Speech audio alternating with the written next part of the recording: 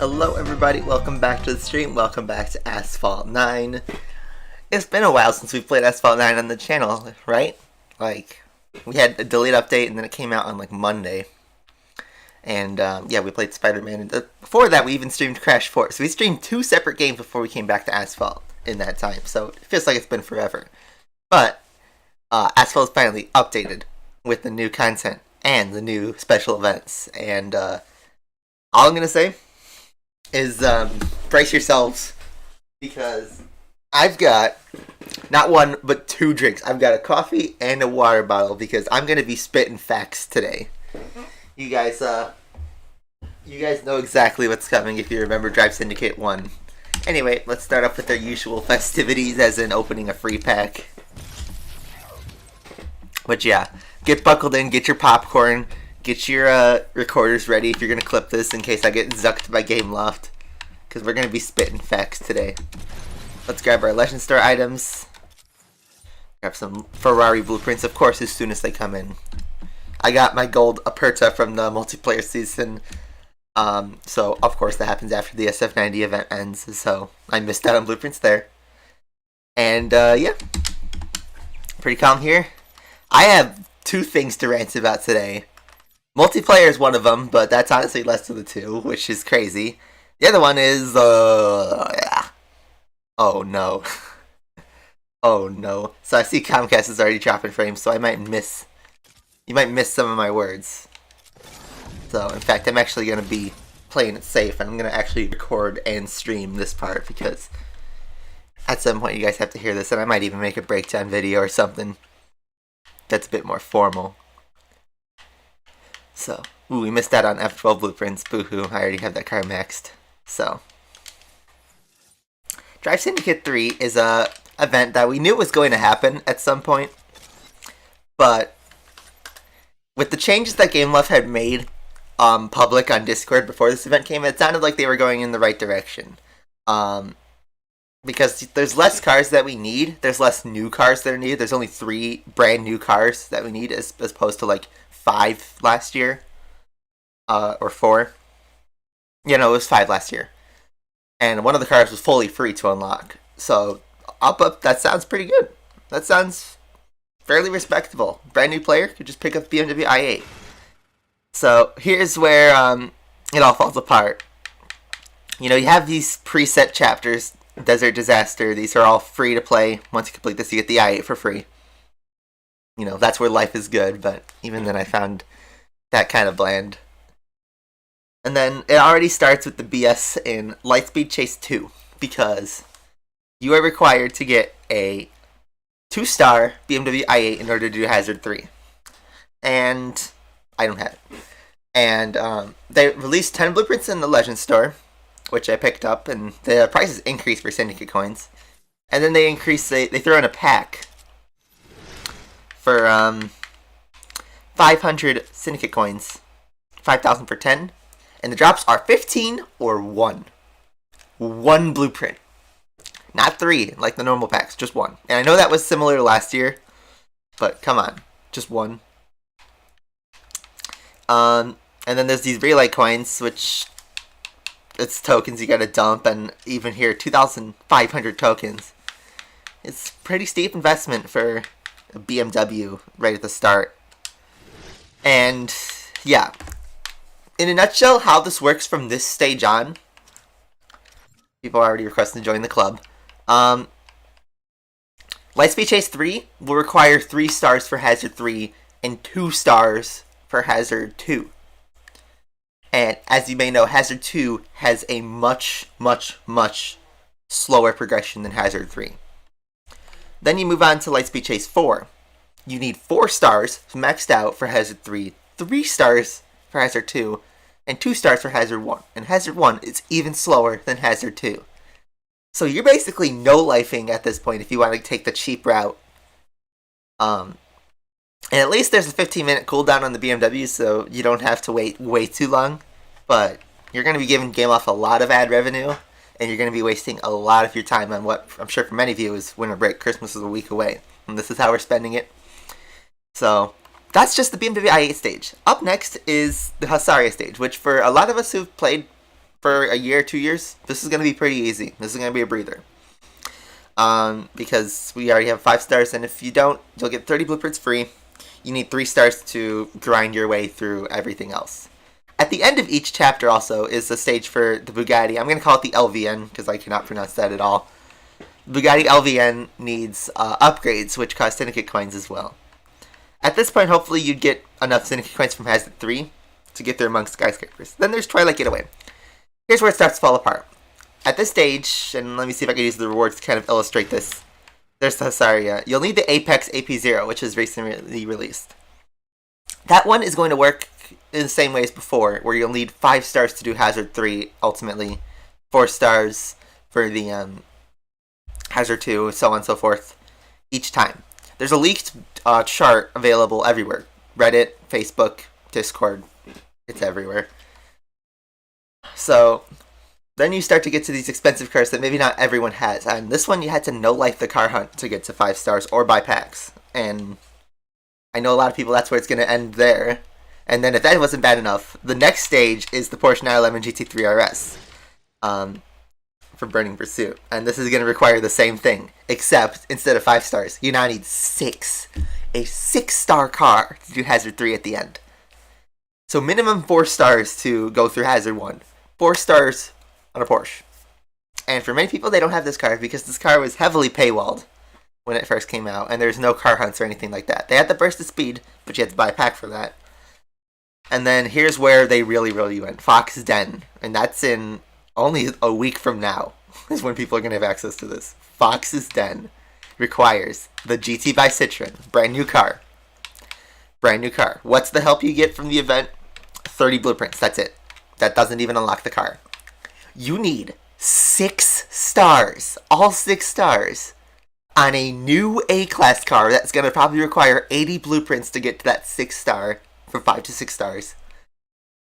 6 stars to do Hazard 3, 4 stars just to pass through. And reminder, this is all grinding no life if you want to do the minimum requirements. Like, just absolutely throwing your life away, all your free time, your Christmas break, your winter break, into this event. And then you have the LVN stages, which you need to get to 3 stars on an S-Class car, and you need to upgrade the car with Syndicate coins. So, we already know on day 1, basically, day 2, if this technically is, that this is going to be really, really, really expensive in the later stages. And you can already see this as people are forced to buy the relay pack just to upgrade the BMW. But these relay packs, you only get 1 set of these. You only get the, what is it, like 200,000 or so coins? I already need my water because I'm losing my voice over this. This game's killing me. But you only get that 1 relay. So you have a hope that you have enough from the Husaria to make it through. Unless you have the GT3 and the Apex maxed, this is going to be painful, this event. Very painful. And, yeah, all for the Bugatti LVN, which doesn't even perform well. It is just a reskin of the Chiron. That's it. It's not a groundbreaking car like the Jesco. You know, with the Rimac, yeah, it wasn't a perfect car, but they made that event significantly easier. I can understand if this was the definite king of the game, but this is only the king of the game on paper with rank. This is a reskin of the Chiron. And the truth is, unless you 6-star this thing, your Chiron is going to be better than this car. The Chiron is so much cheaper, it is so much more available. Like, why would you choose this expensive car over the Chiron, which is going to perform better? The only thing this gives an advantage over is you can use it in Elite Class S. Except the Jesco is the fastest car in that event. The Jesco is still the fastest car in this game. And to get the key, as you may know, in classic Drive Syndicate fashion, you need to get 100% on this event. Pretty much. I can't scroll all the way. Yeah, 100% to get the key. Everything. So, if you plan on going for this car this month, I hope you have your cars upgraded, because you need to do that in order to, you know, not waste your life. I hate how Gameloft thinks we have, just because we're all at home, we have all the free time in the world to grind Asphalt 9. Because that's what we all love to do, right? Grind Asphalt 9. Here's where the issues compound. Drive Syndicate, in isolation, is already a horribly flawed event. Because, you know, it wastes so much of your time. You have to buy the currency. You have to hope you get lucky in packs. Some people got times 15 on the first pack. I didn't get anything. I bought 2 packs. And you know what? We're going to prove this concept right now. So, here's what I did before the stream. I grinded a couple of these Hazard 2 races, which is really not good in the long run, because you get, look at the trade coin payoff. 320 for a Hazard 2, 960 for a Hazard 3, and you get about the same SP.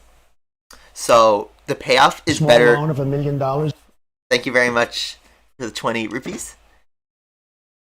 The payoff is like the same in SP, but the coins are better in the long run. It basically screws over the cheap players and makes the rich richer. So what I did was I grinded a couple Hazard 2 races to get to 5,000 coins. We need 6 blueprints. And reminder, I already grinded the career blueprints for this car. There's 3 free blueprints in career for you to get this car if you need it. Get those. I already bought all the Legend Store stuff. We have to basically pray for 6 in a pack. So I'm going to prove the concept and show you guys the lovely drop rate. Alright, ready for this? You guys ready for this? 6 blueprints. Here you go. 6 blueprints. There's 1. There's 2. There's 3. Look at that. And that was actually a pretty good drop. I've gotten 1 before in these packs. So yeah. There you go. There you go. 5,000 coins for 3 blueprints. And that's actually that's a good exchange rate, but the requirement for 2 stars is ridiculous. And then you have to do that all over again for 3 stars with no help. And then you gotta do it all over again for 4 stars with no help, and that's 42 blueprints, I believe. That's just for one car, and that's for the BMW i8 at the early stages. Then you gotta do that all over again with the other cars, and then you gotta, if you plan to go for the LVN, you have to grind the GT by Citroen. That's what's gonna kill everyone in this event. It is much worse than the Jesco Drive Syndicate, because in the Jesco, we had a bunch of supplementary cars that we could use. I think the Ferrari 488 was in there. I want to say the DSE10s. There was a lot of really cheap cars. Even the Sin R1, which was like the newest car, I think, at that point. You know, that one wasn't like required to be maxed out. Even people who have their credit card ready are going to be grinding the hell out of this event. Because you only get this relay once. Like, how can I explain this? Even if you dump tokens in this card, the most there has when you dump is, oh wait, I accidentally backed out. Like, here's the really scummy part. You know how in Drive Syndicate 1, you could dump 20,000 tokens and get the car. It would be expensive, but you could still do it as a free-to-play player. Here, the most you can dump is, what is that, 2,500, 1,000. Quick math here. Oh, I can't math. 6,000 tokens. 6,000 tokens to get these coins. And you only get this once. And you're going to blow this all in the i8. Good luck on the Citroen. Because you're going to need to do these. And look at this. $50 for a Husaria pack. $50 for 8 blueprints. 50. That's the price of a brand new game. Spider-Man Miles Morales cost me that much. $50. $10 for freaking i8 blueprints for a 1-star car. For 2 stars. Look at how expensive these are. You only get this once. Just once. These are locked behind packs. Behind Syndicate coin packs. That's it. That's all you get. So if you grind Hazard 2, you're probably not going to be able to get this bar because they're not helping you. Yeah, they might release a couple TLEs that might give us a couple free coins. That might get us like 2 packs at the most. But this is all you get. And don't even get me started on what they did with the Switch version of Drive Syndicate. I'm not an expert in that, but they screwed over the Nintendo Switch Drive Syndicate 2. The Rymac is also terrible. This game is going in the direction of Asphalt 8 really quickly. Really, really quickly. Because now they're having exclusive events for Legend Pass owners. They're giving a Taycan car hunt for Legend Pass owners. They're going to rerun special events. That thing is it claims 93% off. Are you kidding me? Yes, it is. So what let's do the division. $10 divided by 7%. They think this thing is Yep. They think this thing is 100. Can you guys read that? My phone's plugged in. It is $142 for 23 blueprints. They claim is the original price. And this car, the Husaria, for 8 blueprints. 8 blueprints. They claim it is almost $200.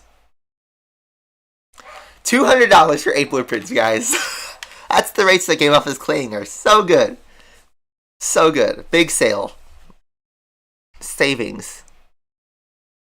But this is what you like to buy. And this is for the low tier cars. What are the prices for the LVN and the Citroen? So, Gameloft, you fucked up here. Big time. I don't care if I get demonetized. That was a huge, huge L. That's the issues with Drive Syndicate. I need another water because this is crazy. This has a 15-minute cooldown per bar as opposed to 10 minutes. 15 minutes.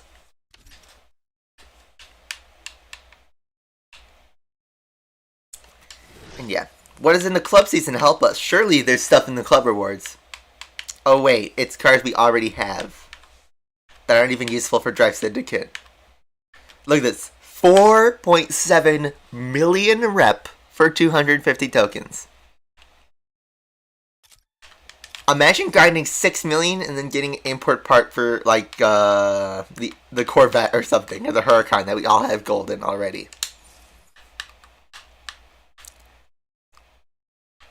Like, come on. 1 million rep and you get 75 tokens. That's it. What a stupid deal. I don't care if I get fired over this. This is scummy. And then that was Drive Syndicate's issues. And here's what they changed about multiplayer. And here's why you don't trust Game Love when they put Rush 2.0 in their Discord and everyone upvotes it to oblivion. Here's what they did to Classic Season. League rewards. Gone. Fully gone. Obliterated. In the Shadow Realm. Grind a Legend League, you get nothing. 0 reward for that. So there's no point in grinding the leagues. Rank rewards are unchanged.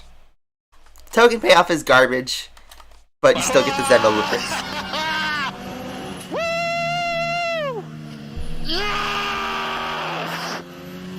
Hello, most enjoyable stream today, grin. Glad you enjoyed Factorio. I'm sure you all wanted to hear this. It's something that not a lot of people are willing to say, and someone like me who is looked up by GameLoft, it's a risk. It's a risk, but you know what? Just like the first Drive Syndicate, I'm willing to speak and put my job on the line, basically, at GameLoft for you guys, because you guys deserve to know that this is a ripoff. So, those rewards stay the same. Milestones. Watch the counters. Let me just put in perspective. At this point was where you would get SLR blueprints. At this point is where you would get Corvette ZR1 blueprints. This is where you start to get SLR blueprints. At this point, you would have the Zenvo blueprints and the pack. And here's where you start to get ZR1 blueprints. At this point, you would get the Epic Import Parts pack. And here is where you get the Zenvo blueprint. Just two. 2 blueprints. 54,000 points. 54,000. And you can only get a maximum of 300 per race. And that is in a Legend League 8-player race. Here's the next pack. Here's where you get the Epic Import pack. You need to work twice as hard to get that one. And wait, they give it 3 times, boys. 3 times. Imagine grinding to 70,000 points and then getting a Targa blueprint, or Targa import part.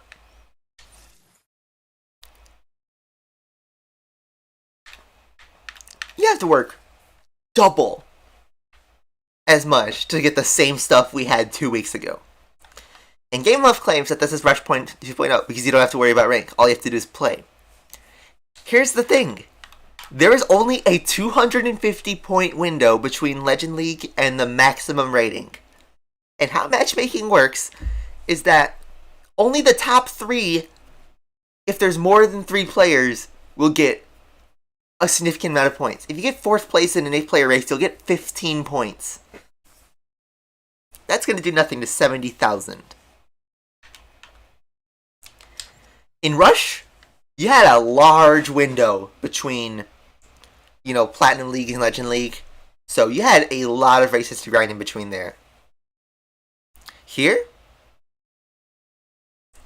it's ranks, and your rank will tank. If you have the wrong cars, you will lose a ton of rating.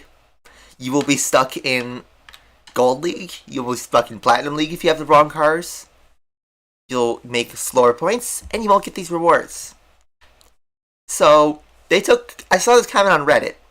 They took the worst part about Rush, which was the grinding, and took the worst part of Classic Season, which was the high ranking tanks, and merged the two.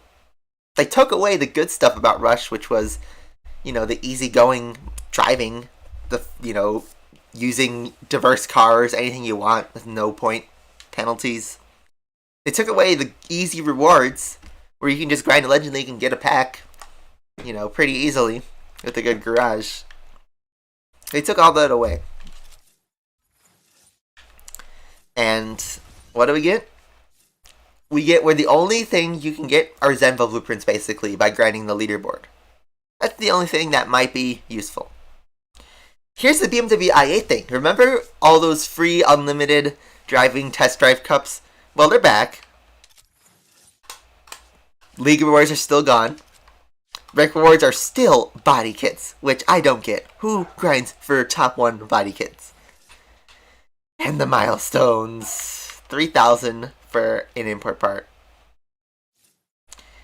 Except they put the fuel system on this season in conjunction with Drive Syndicate.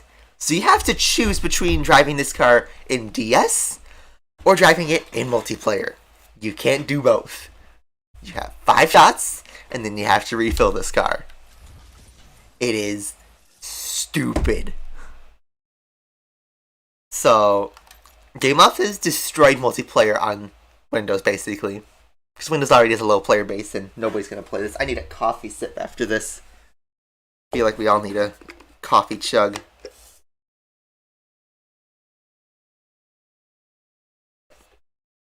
Hot coffee. Nothing beats it.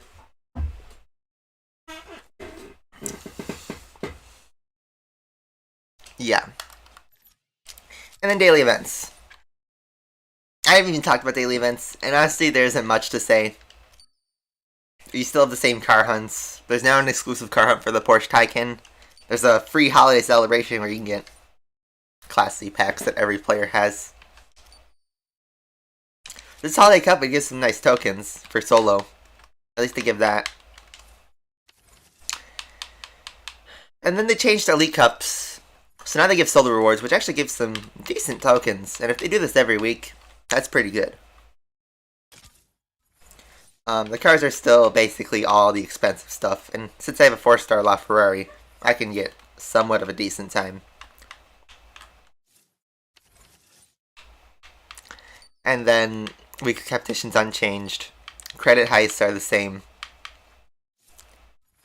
It's just depressing, honestly, what they've changed to this game. And then the Legend Pass. Full throttle season. Free Venser, guys. They took it out of Elite Class C, though, so not much of a use. It'll be good in Slipstream. They locked the Apollo IE behind it. I'm not going to buy the pass this season. Need to do multiplayer, start up a car, perform no jumps in Rome. That does not sound very fun to me. Speaking of not fun, let's play Race and Drive Syndicate so I can show you guys how monotone these are. This is a full lap of San Francisco. 2 stars, win the race, classic. Imagine doing this over and over and over and over and over again.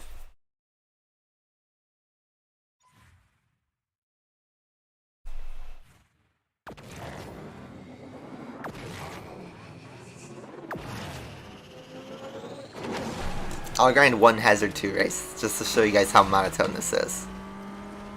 Is this fun? You guys are treating this like a full-time job, except you're not getting paid anything for this.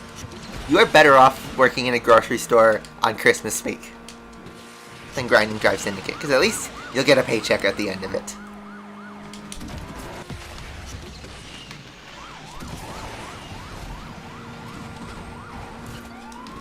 Please do not spend your real money on this event. I should also reiterate that. This event is a total ripoff, scam. And the truth is, the LVN and Citroen are just going to collect dust in your garage. Because you only get 3 races with that car. I love how, yeah. At the end of the day, we're going to waste our entire month just grinding for a dust collector. And then after all of this, you guys gotta remember, this update's nowhere near done. There's gonna be a special event for the Devo and the Onyx, maybe 2 each. I would not be surprised if they combine it into 1. And then there's gonna be a Grand Prix for the Huracan.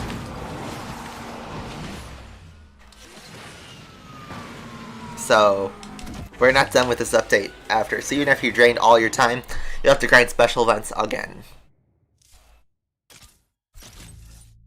So yeah, 320 coins, that's gonna get nothing. Nothing. So, I do want to get the Citron. That's probably what is going to be most reasonable in the month. I'm not going to get the LVN. Right now, I know that. So, I've tried the Nevada map, and I want to say great things about the Nevada map, but unfortunately, this update has given me, you know, just a bad taste. So, here's what I'm going to do. I know I just talked against this. I'm going to spend by one relay so I can continue to progress with Hazard 3. Because it's 500 tokens, and I can afford it. I would not recommend you do this, though. Unless you are serious about this. But we're going to get this car. Fine. Game off will make me do it. Look at all those credits. Oh my god, love to see credits. So we got it. Another 3. The bare minimum. We have to pay 500 tokens for that. It's basically less than a pack, so it's cheaper for the upgrade, but this car's useless. Oh, what's that? We get 15,000 credits. Love to see it. So now we can finally upgrade this car. We need 33 blueprints, by the way, at this point.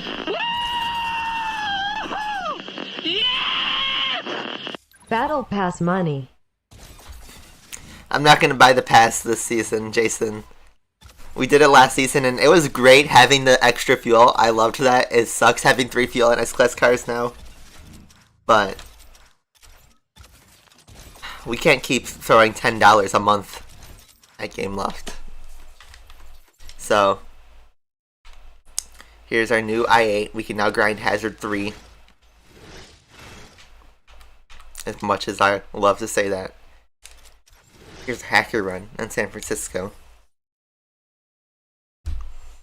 The Vettel radio made me emotional. Oh my god, I can't even speak. The Abu Dhabi Vettel radio. After the race, I actually shed a couple tears from that. That was so sad. That was the saddest radio I've ever heard. So, we're wearing the hat, you know, for Seb. But the season's over. Finally, F1's had a crazy year. But we can look forward to next year because Sergio Perez is going to Red Bull. That's a poggers moment. And by the way, the cops got even more annoying than last time. Maybe it's been a while since we played a Drive Syndicate event, but they are as worse as ever. They spawn infinitely. They're annoying. They block paths. They disrupt you. On money runs, they don't come in up in the right time. It's just annoying. Oh my god, you see, they pull stuff like that. That could cause you wreck.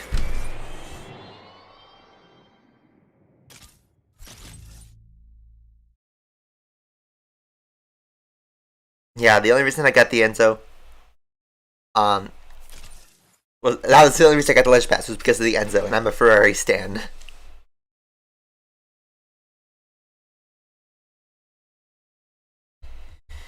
I'm mad at Ferrari for what they've done this year, but what can you do? They'll come back. San Francisco again. They're not using the new map. The police make this 10 times worse for him. Yeah, the driving's not even fun. That's the thing. In Drive Syndicate 1 and 2, the first hour, 2 hours were genuinely fun. Because the races were interesting. We had the money runs for the first time. This brings nothing new to the table except more expensive BS. It's stupid. It's really stupid. I forgot. I'm still recording. I could stop the recording so I don't fill up my hard drive with tons of gigs of videos that Comcast didn't drop this time. Good job, Comcast. My goal is to just win the race. Like, aside from the economy of this update, this is a boring event.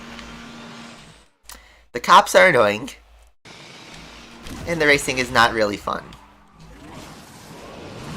It's nice to drive the new map, but driving this car for tons of races, 50, 100 races, not really fun. You don't make much progress. It's annoying. So, Burnout Revenge is better than Burnout 3. I think both are fantastic games, but Burnout 3 is the classic. Cyberpunk, oh my god. What a mess for video games this week, honestly. Both Asphalt and the gaming world, but Cyberpunk's a whole different thing. I'm glad I didn't buy it, but I saw that coming from a mile away.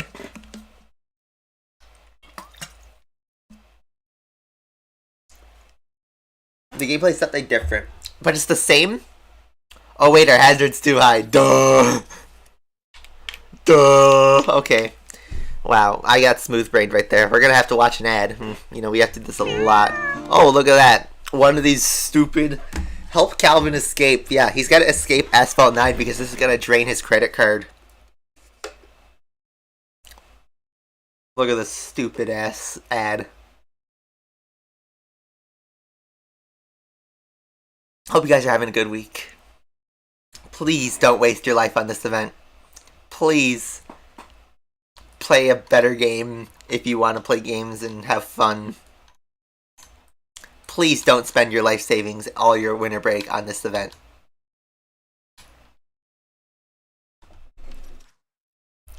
Alright, now we could play this.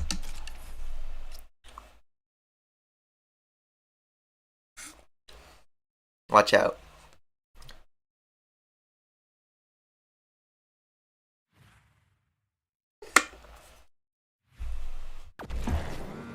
Alright.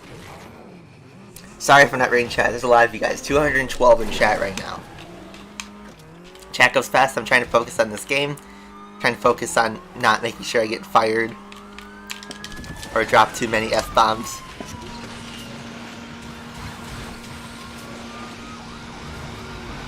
Oh, thanks, cop. Love that. Just push me off the track.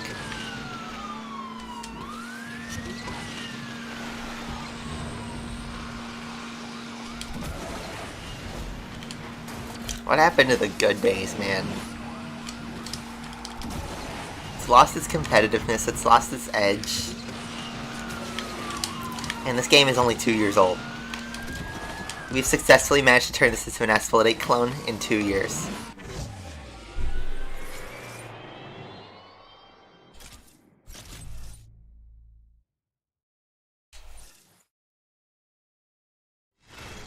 Multiplayer's ruined, try Syndicate's ruined, events are stupid.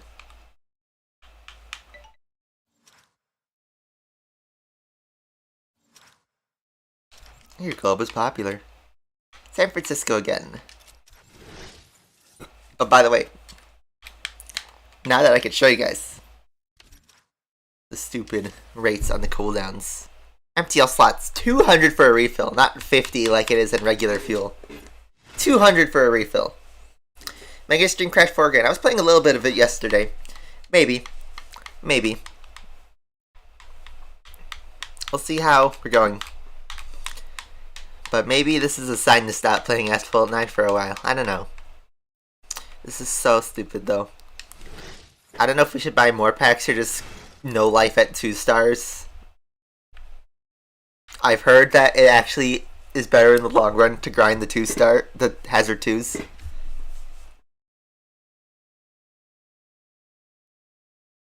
But we'll come back to this when we get our money, or not our money, yeah, our fuel, our hazard level down.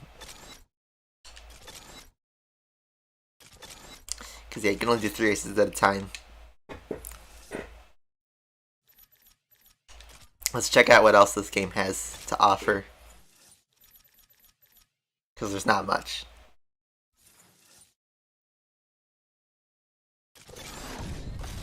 $15,000 credits. Love to see it.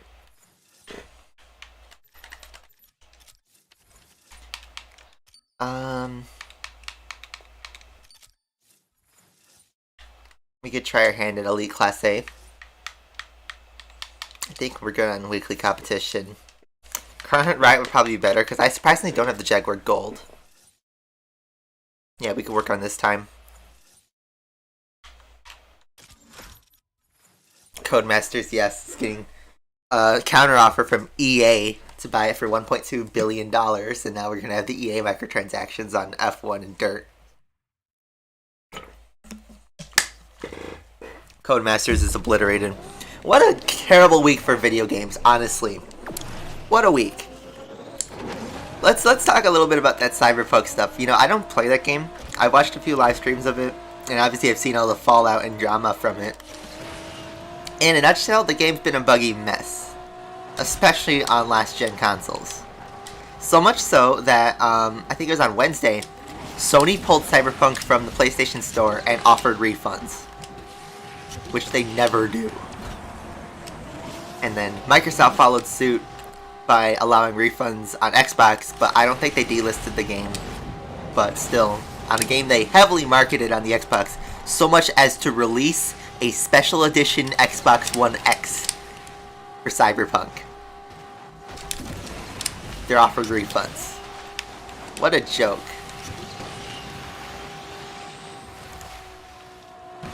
I missed the bottle.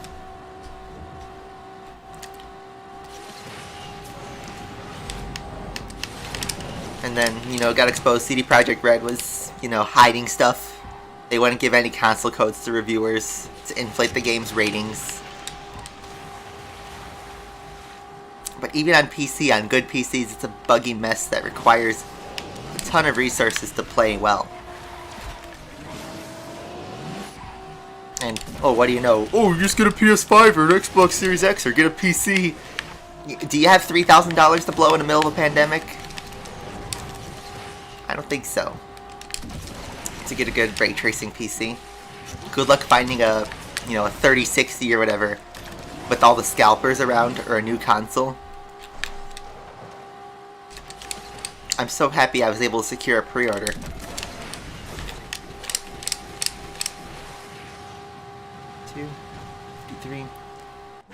Only about a 10th improvement is my previous time. Where's that put me? 35? Pretty good. EA put an offer this week. Like, I want to say on Monday. Pretty early in the week. But yeah, the launch was awful for Cyberpunk. 7 years to make this game. 7 years, and they roll out basically a steaming turd, and they had to delay it. Remember when this game was supposed to come out in April this year? Imagine if that game came out in April. We'd be playing, what, a pre-alpha?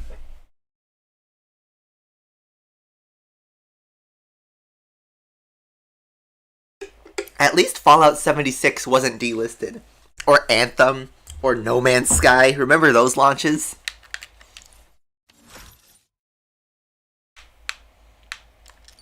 Freaking Anthem lasted longer than Cyberpunk. And Anthem, besides being a terrible game, was bricking PS4s. It's just a Destiny clone, which Destiny's already a flawed game.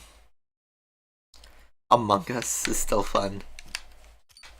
I haven't played Among Us in forever. I feel like it kind of died.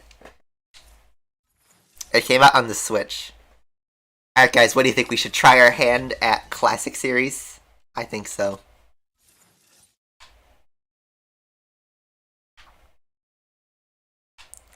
So, same thing, we can't use the silver car. So, let's use our good old reliable Fury. And grind for nothing, basically.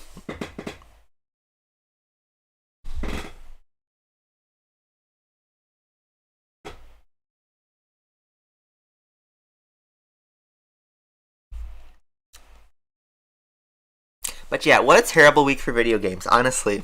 This was pretty bad for games.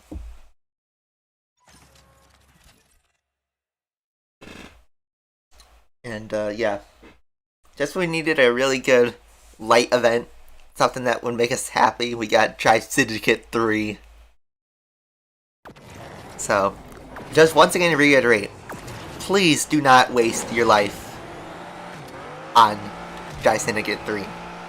to get the LVN. The LVN is not worth it. The only reason I'm grinding for the Citron in the first place is because I'm a Gran Turismo stan. So, anything that reps that name, in Asphalt especially, let's get. That's kind of our objective. Oh boy.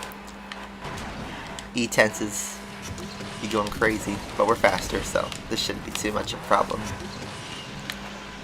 And yeah, at the end of the day, everyone's gonna still use the DS E-tense in multiplayer. That's the kicker. Everyone's still gonna use the Chiron, the Pyra BC, the Huracan, the stuff that we have before, and we sunk our lives into dust flickers. How many of you guys drive with the Rimac before this event? Not many, I bet. How about the Shwatara actually got some use in Ghost Slipstream. It was pretty good. But not as good as people were expecting it to be. We don't have many chances. This is a quote good update for no-lifers and people who have the maxed AP0 and 911 GZ3 RS. That might be the only one, the only two parties where this might be, you know, somewhat not infuriating.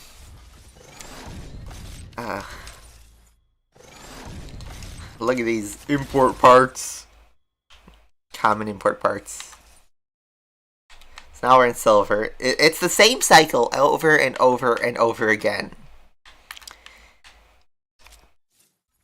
You use these cars. The Peugeot Onyx. We don't even know what's going to happen with the Peugeot Onyx. I bet it's going to be a separate special event. That after we're all drained out from Drive Syndicate, they're going to ask us to grind again. We'll have to grind out for the Bugatti Devo and the Huracan GT3 Grand Prix.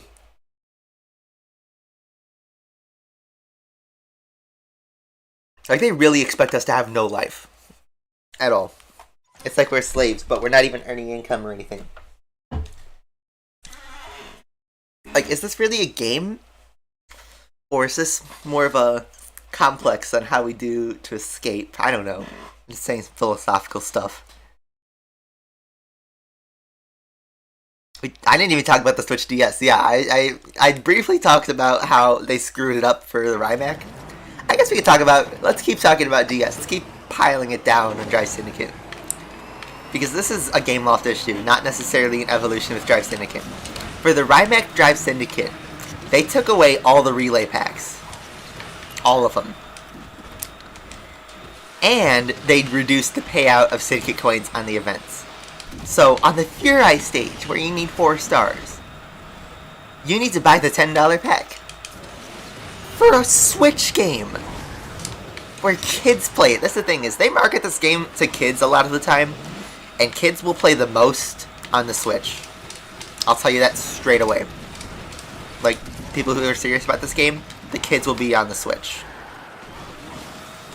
And the kids will see this paywall, and they'll ask their parents for their credit card so they can buy the Furai, and then they'll see the exact same paywall for the Shelby GR1, the Italdesign, the Corvette, and the Rimac, until they drain hundreds of dollars out of mommy's credit card just in time for Christmas during a pandemic.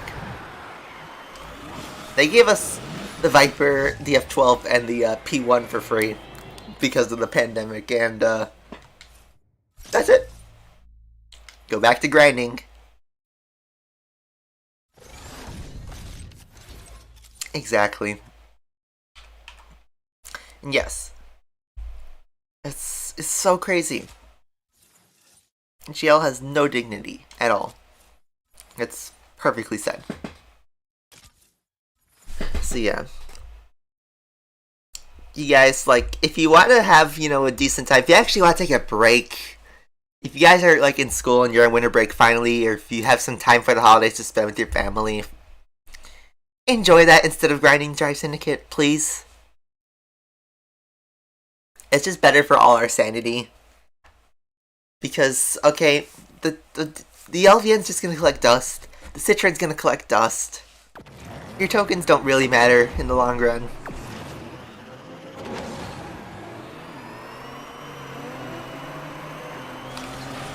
This event's gonna eventually be repurposed. We'll have the Citroen back in packs. The i8 is going to be a staple car that we're going to be getting trade coins for in about 2 months.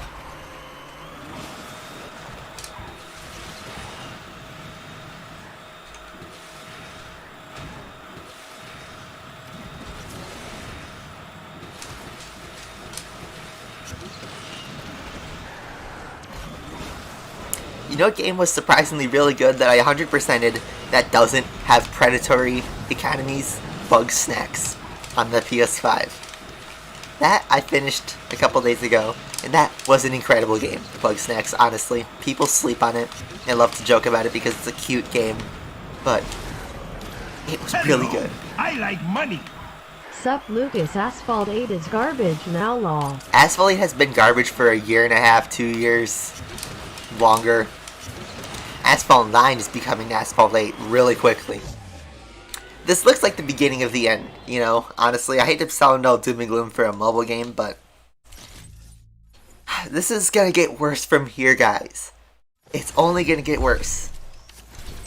We're gonna be missing this event. I think I said this at some point, but we're gonna be missing the Jesco Drive Syndicate.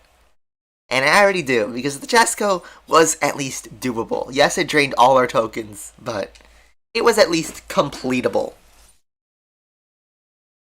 Another coffee sip.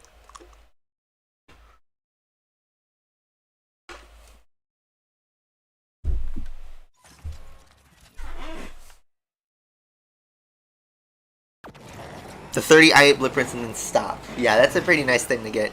Here's Nevada. Finally, we can drive the new check. So, the only nice thing about this update, we have Nevada back. Returning check from Asphalt 8. It looks great. I love to see a classic track return. It drives slightly differently to Asphalt 8's Nevada, but the route is mostly the same, so it's cool to see. Oh god, so they weren't kidding that the up button is touch drive on. I messed that up totally. Oh god, why select pause?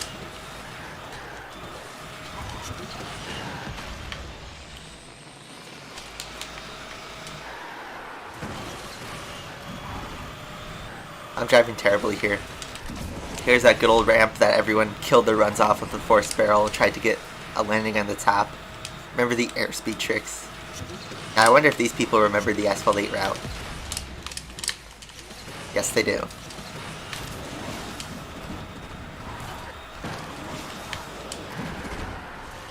Sadly, the cars don't snap as much as they do in Asphalt 8. This track hasn't lost its punch. The Jesco should do well on this section, but also has slow acceleration, so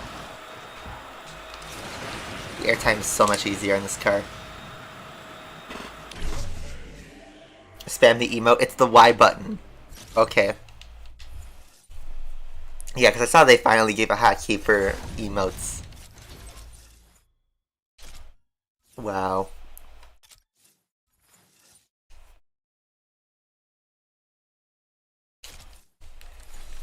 Asphalt 10 will be more pay to win. You know what's the sad part? Is when Asphalt 8 was going downhill, we at least had Asphalt 9 to look forward to. By the way, yes, this coffee does have half and half. But I have it in a thermos.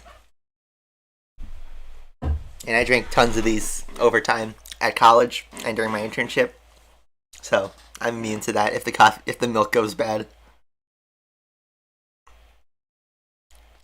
I've already covered the MP rewards, but in a nutshell, they got rid of the league rewards entirely and doubled to triple the amount of points you need to get the same rewards as last season.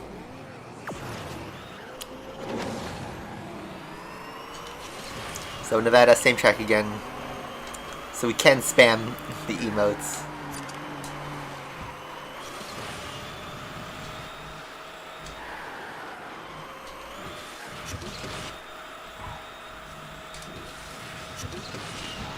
That's funny. That's exactly what it's for. Oh, what? These aren't breakable?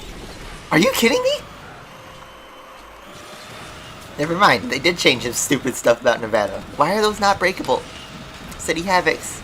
You kidding me? And by the way, this section is dirt, which you lose all your speed on. See that? I lost a ton of speed there. And the road is dirt for some reason. I don't know if that was intentional, or if that was an error in their programming. But why is the road a slowdown section?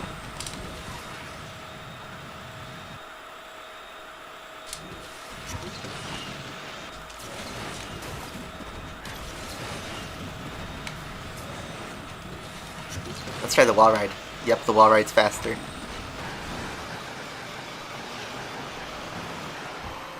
That one wasn't faster because I had low speed. Oh my god, thanks for dive bombing.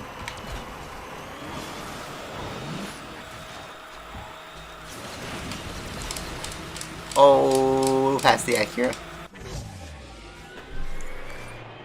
Wow, we got a little kick and now we're in gold. Huracan City. You see this? I've only gotten 300 points total this season.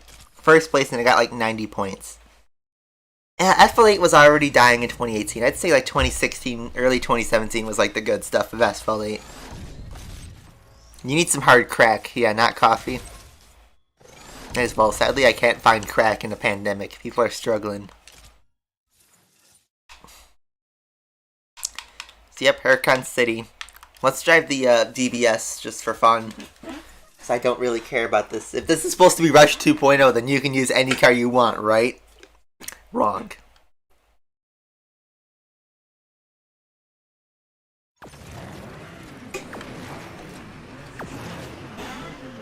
The right analog switches emotes. Oh, interesting. Wow, some actually usable controls. But they still can't give us Joy-Con control on the Switch. That's the funny thing, is they can do that, but then they can't give us analog Joy-Cons. I don't see enough of that. Oh my god, Corvette. No! Now we can actually spam emotes, though.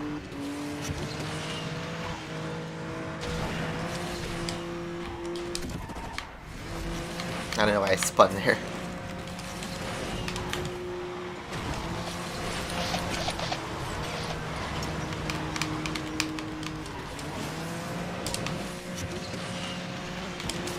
Oh. Just Asphalt 9 things.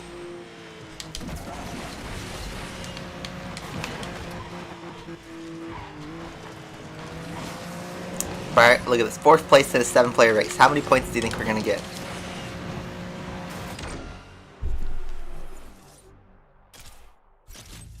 $48. And we need 70,000 to get the maximum amount.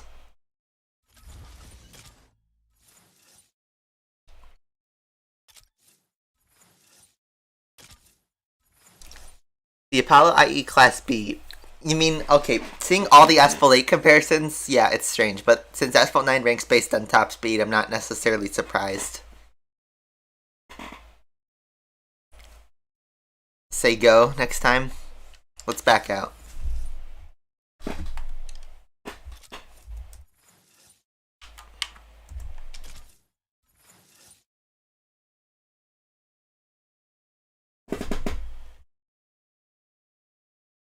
Yeah, I got a little taste of the VIP, and while it was fun to have a lot of fuel, there wasn't that much benefit to it. I got a 3-star dust collector out of it. Honestly, Asphalt should be an advertisement for Swiffer. You know, get a partnership deal with Swiffer. Because who needs an actual dust collector when you can just get a garage in Asphalt 9?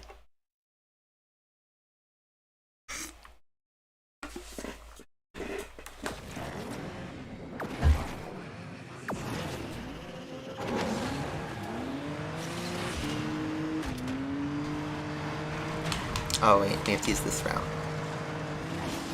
We have to use the cursed routes from Asphalt 8.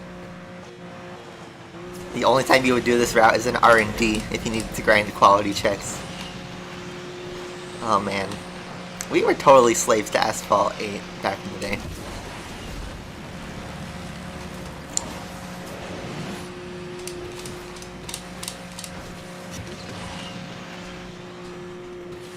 I guess the cars aren't as nimble as they were in Asphalt 8, so these tracks don't adapt the best. Oh wow.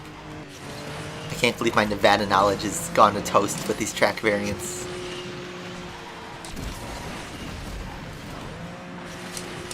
Do I have to go right or... Oh yeah, I have to go straight. Interesting. You can't do a quick drift. You kind of have to hold it.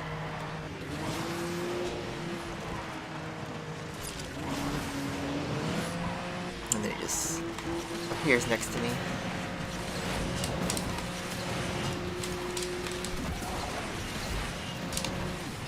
Oh, there's a barrel right there.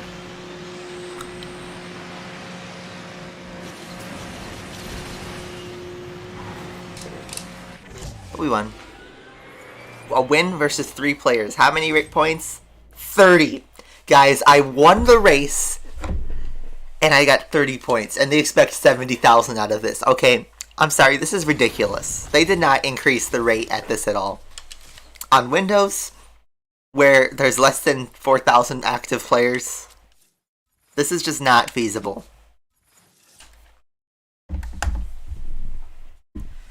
Oh wait, I forgot to say go. Oops. Sorry, Afik.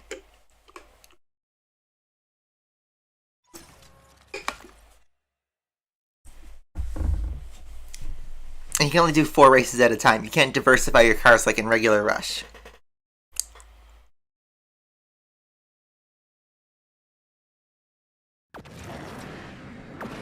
Yeah, we're not going to grind this MP.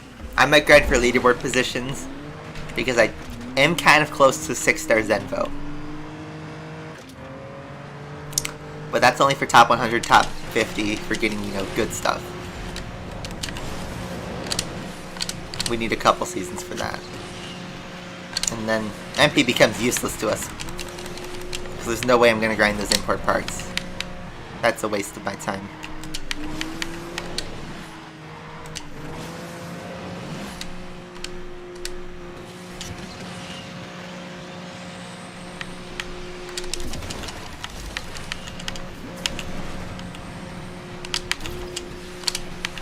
No spin.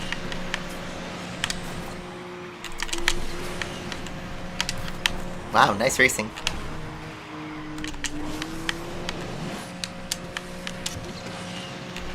You forget that this is a racing game after all.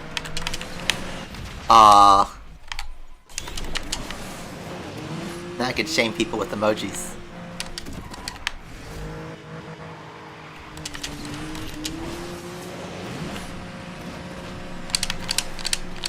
Oh wait, that's an Apollo.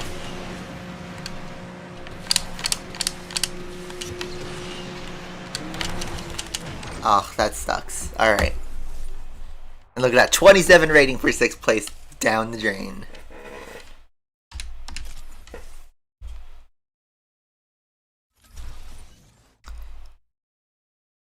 ESL Live is now, and we have 220 viewers. We have more viewers than that's during an ESL stream.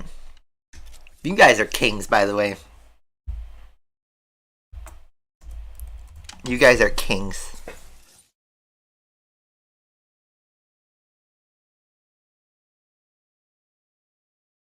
Hop off Minecraft. Should we stream? Okay, guys. Should we, like, play Minecraft or some other actually good game? The thing is, like, what can you do in Minecraft that hasn't already been done?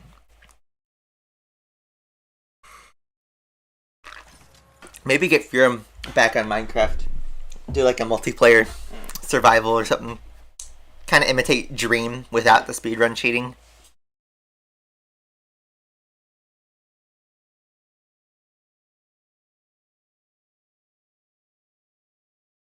Thing is, I haven't been invited to do ESL commentary, and I don't know if that's because of me, you know, talking about Asphalt 9's drop rates in their events, but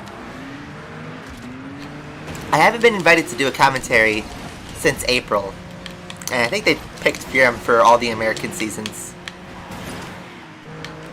Oh, I think that's just for consistency.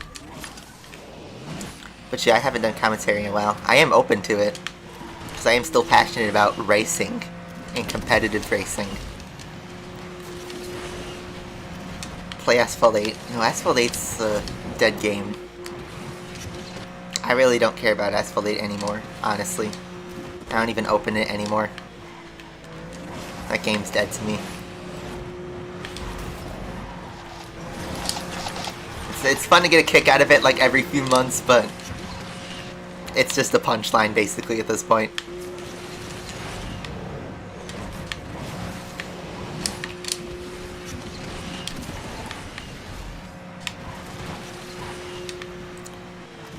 Still P2?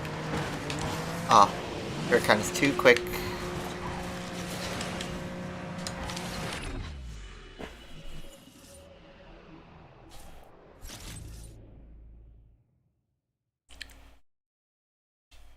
Among Us. I'm tired of Among Us though too.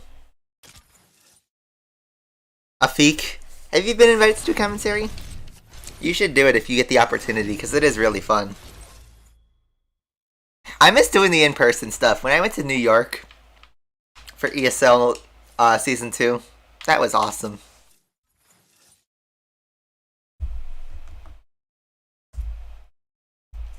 We played Asphalt 8 over like the summer, I want to say. Just to race a couple times. They had brought like that Mario Kart style race. I haven't finished Need for Speed Carbon. I have it with me. I have my PS2 and the capture card with me. Yes, that's true.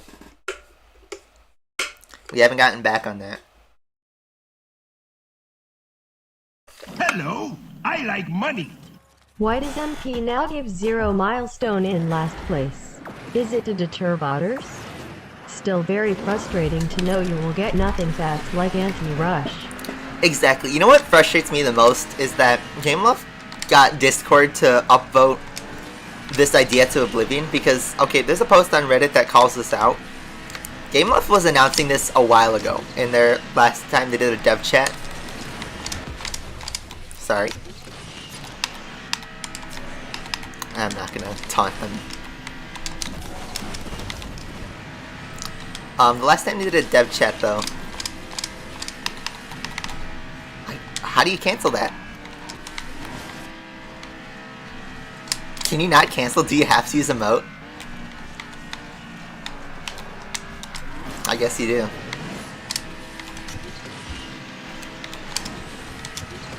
The last time they did a dev chat though was when they announced this Rush 2.0 and everyone just freaking thumbs upped it to oblivion, like 179 likes to 9 dislikes. And then they pull off this and they're like, but Rush! I want Rush racing! It's like, okay, this is why I didn't like Rush in the first place, because it's too much grinding. Way too much grinding. Way too much grinding.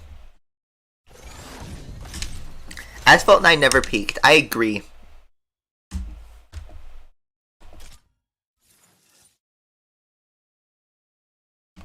Super Chat didn't do the sound effects. It did sound effects. You got the hello, I like money. You got Mr. Krabs. Ollie Juice. You dropped $5. Is it to deter botters? No, because botters are still going to use this.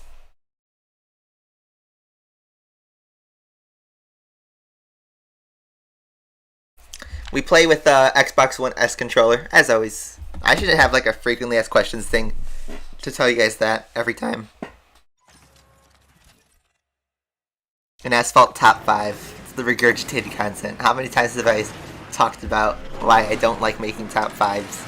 Yes, they're the best videos on my channel for views and growth.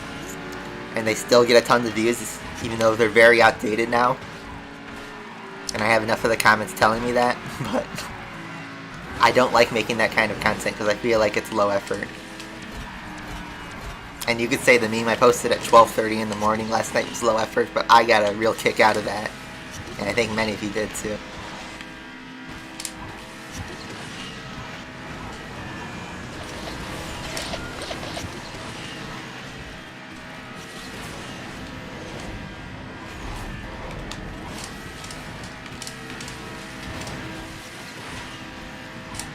Rush and normal. The other thing about Rush that I didn't like is they gave you had a whole month for the season, which was just too long to wait for rewards.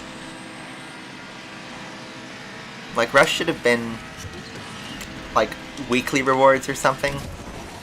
Short term.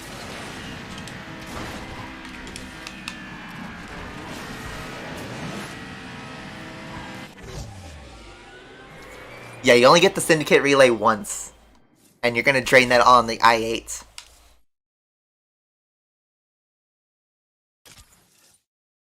Like, I heard the best thing might be the, getting a cheap 911 upgrade and the Citron. That might be the way to go.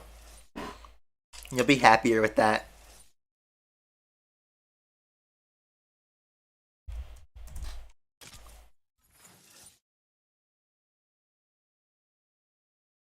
Henry Stickmin. Is that like an old classic YouTube series or something? That name's familiar.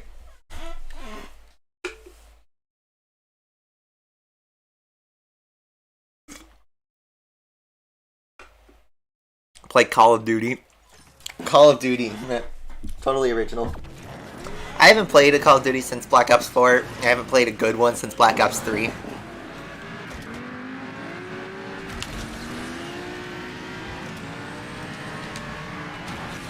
yeah, I'm kind of I don't know. My old roommate and I have been playing a lot of Team Fortress 2. That's kind of our getaway for if we want a shooter kind of game. Team Fortress 2 still holds up surprisingly well this day, despite it not being updated and filled with bots and hackers. We still get a kick out of it. And that's a game that knows how to, you know, at least keep its fan base going without doing predatory gaming.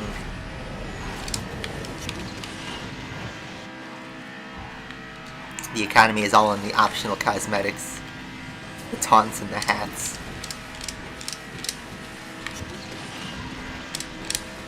And they can keep a relatively active player base in the top 20.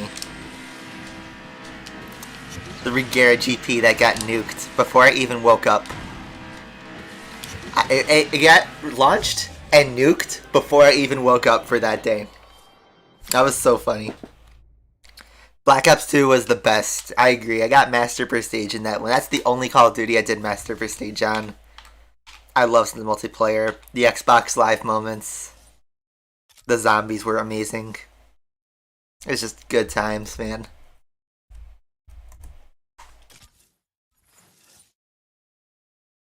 Most Wanted Pepega Edition. The thing is, I need to pirate that.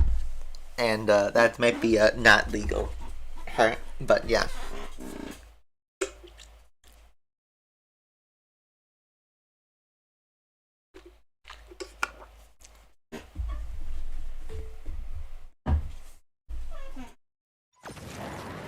About 100%.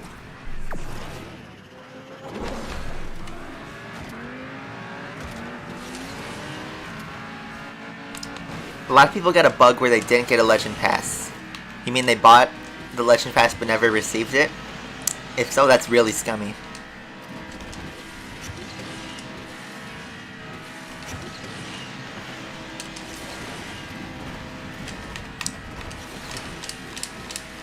But yeah, that's not a good time to be an Asphalt 9 player. You know, Game Loft. If you're watching this, like, sorry, not sorry for tearing your game apart, because it's really not okay, this event. I don't know what were they thinking. Because this is not in the best interest of the players. It's in the best interest of getting people to directly buy the upgrade packs for real money. Like, it's not even a token drainer, honestly.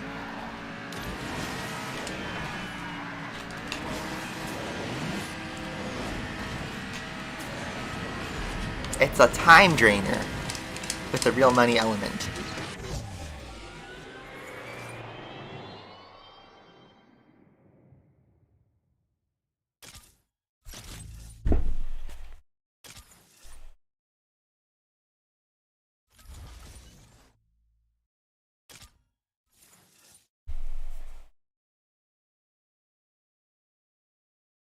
Alright, so we ran out of Huracan.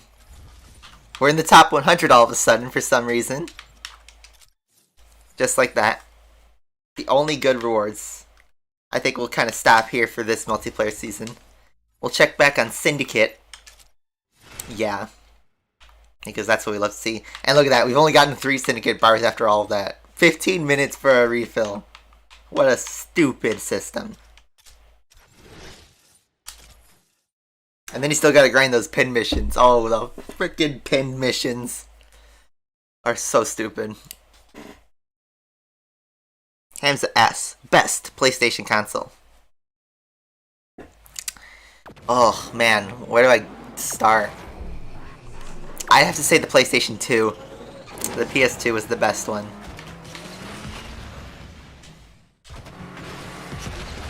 Like, okay. PS1 has the best nostalgia. PS2 has also really good for nostalgia, but also has a really killer game library. PS3 is now, yes, the nostalgia console, I'd also say. But there's more issues with it. Especially since a lot of the games had online and their servers are now down. So you can't get the full experience. PS4, fantastic console. But I would say it's probably the least nostalgic of the bunch, even though it's now, yeah, technically a classic console. And the PS5 is basically an upgraded PS4.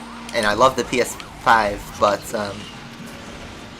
you know, it's new, so it doesn't have that nostalgia effect. I love the controller. I'd say the DualSense is the best PlayStation controller ever. But time will tell if the PS5 is really the best console. We have to wait to see how the games are when they finally launch. But the PS2 was definitely one of my favorites. I liked all of them, honestly.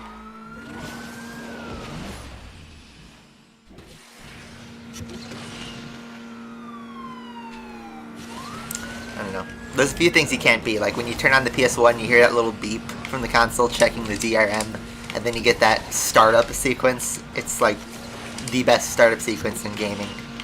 And I know it sounds biased, but it really is. Nothing like it. It's like time traveling straight to the 90s.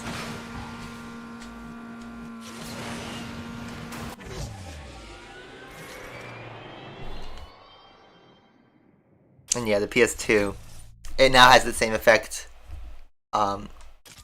You'll hear the fans turn on, and then you'll get that, you know, that's crazy wave of like nostalgia. And then there's just so much about the PS2, the games, the system. So, alright, we finished Lightspeed Chase 2, which now we need to head to level 2. Now watch this. Lightspeed Chase 3 requires 1863, 3 stars. And look at the payoff, 1350 versus 5250. This is grinding like basically, what, 5 races? And this is grinding like 23 races, basically. 144 coins, 270 coins, 1800. Look at the difference in payoff of that. That is so stupid. And yeah, it is less than that overall. What a stupid event, honestly. Freaking paywall.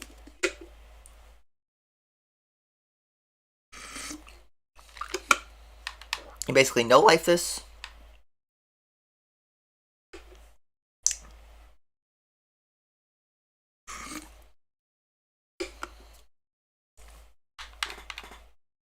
And yeah. Like I'm gonna get 33 blueprints. You need a jackpot in order for that to be feasible. You need 3 jackpots for that to be feasible.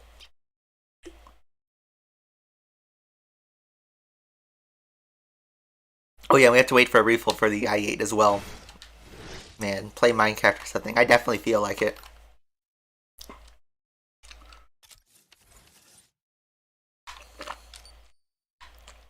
What else we got? We can try again at the SVR. We can try a Perta run. Let's do that. The Perta is my best car for this event.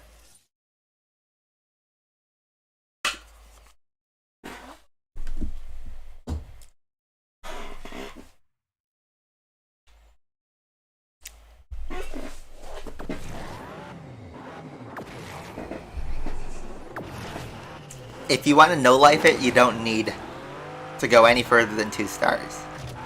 But that's just it. You have to no-life it. And at that point, is it really worth it? Your time, your energy, your winter break. I know not all of you are students, but many of you are. Is it really worth your free time to grind Drive Syndicate for a dust collector?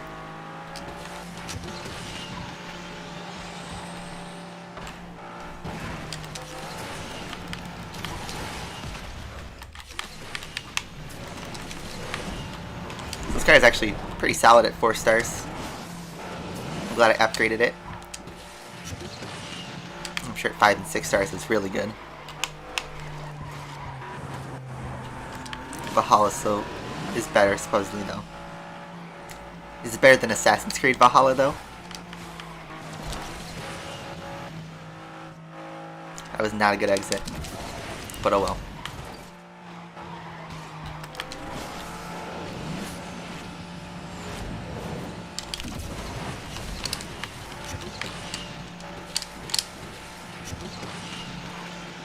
Was that new best, new PB? It was 474. What was my best time?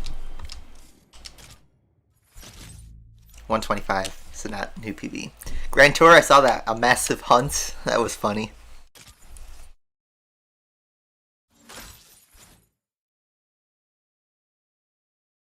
Yeah, this is not a simp chat. Dude, someone was asking for a girl to play PUBG with in my Discord server. I'm sorry, but we are not a dating server. We are at best a meme server. At best. I guess that was only 2 fields. I could try again.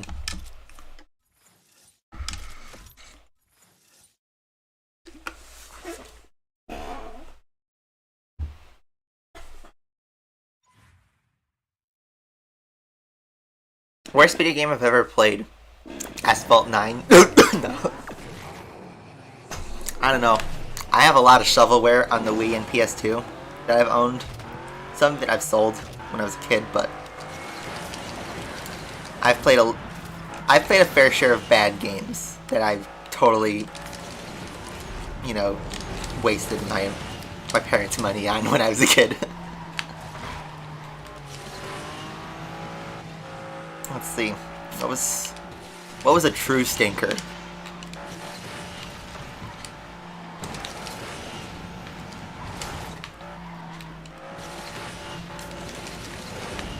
Let's see. Just trying to think.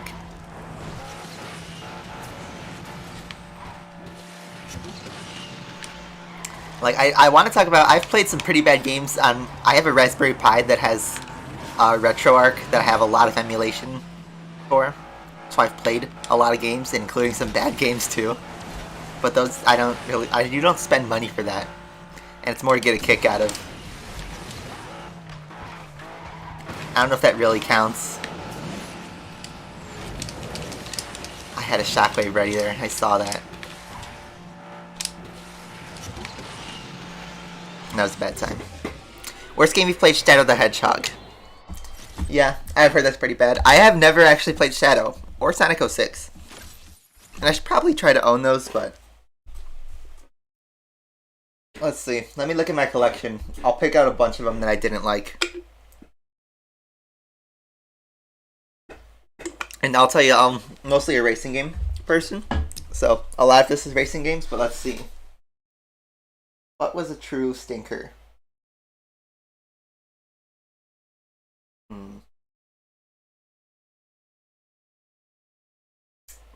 I'm looking at what I have. What was not good. We're gonna switch it to camera. Let's go. Let's see. Let's see.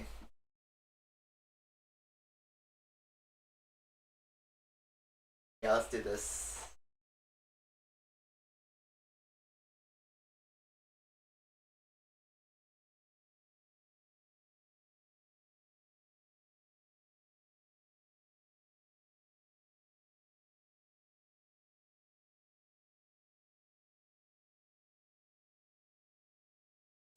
If I got a PS3 game.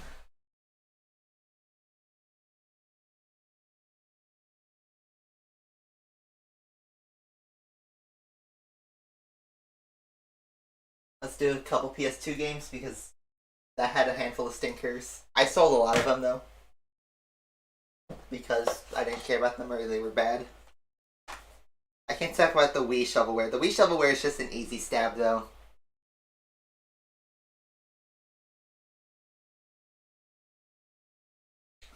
But I need to see what's below here. I have other... yeah. Yeah. I forgot about that. I forgot about that. I forgot about that.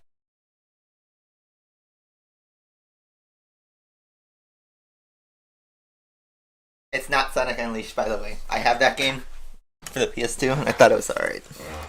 Alright, I just tanked too much of my viewers. Alright, so we got two PS2 games to the PS3 game. First one, PS3 game. This is going to be a surprise to all of you.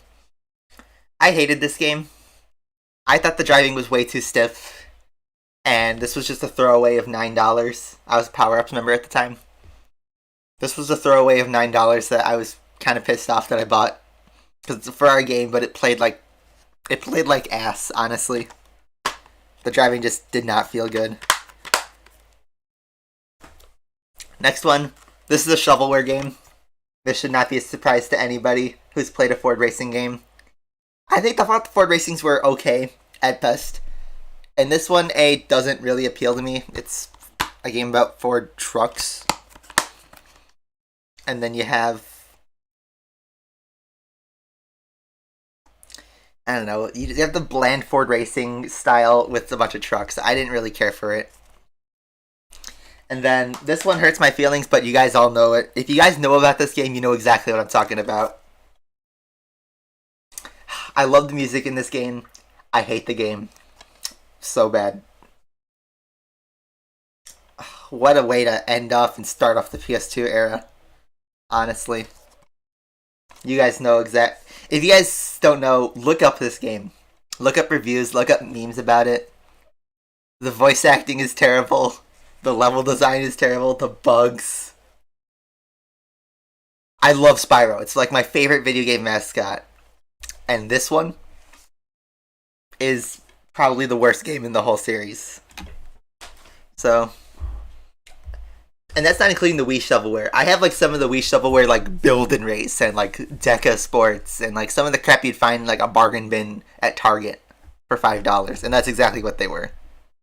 Have I played Crash games? Yes, I have. Except his thing is I play good Crash games.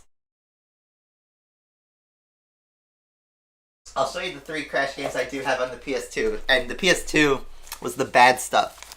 Crash Twinsanity I actually really like. Crash Twinsanity is a good game. Crash Tag Team Racing is okay. It wasn't bad, I just didn't care too much about it. And then Crash Nitro Kart, this game slaps, honestly. It's an underrated gem. So, honestly, I thought these 3 were pretty good. I did have Wrath of Cortex. But you know what I did to Wrath of Cortex? I sold it. I sold that thing.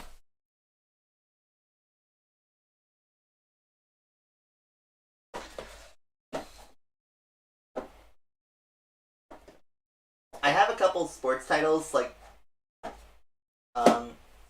I have, like, Madden 2012. I have this crappy Formula 1 2001 game that I bought, like, a few months ago. That was just crappy. But I bought that because it was, like, $1. I paid $10 for this game. I didn't like it. Oh. One more. It was right next to it, too. Fast and Furious Showdown. Not even Crossroads, but Showdown. Showdown was bad. Showdown was bad. I played that game for like an hour and got bored and just turned it off.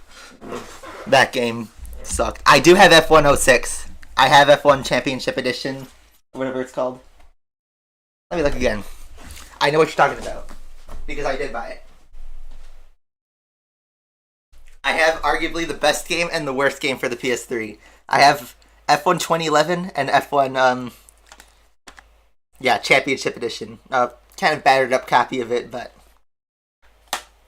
I have what many people think was the worst one and what many people think was the best one.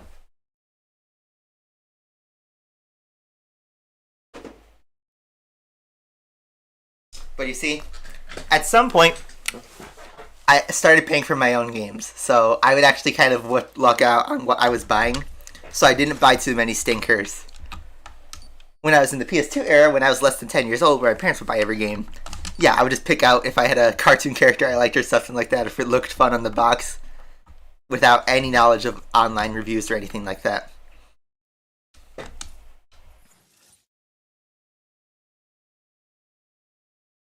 The first 3 Crash games on PS1, those were awesome. I love those games. Alright, did our i8 refill? Yes, it did. Let's get right into it.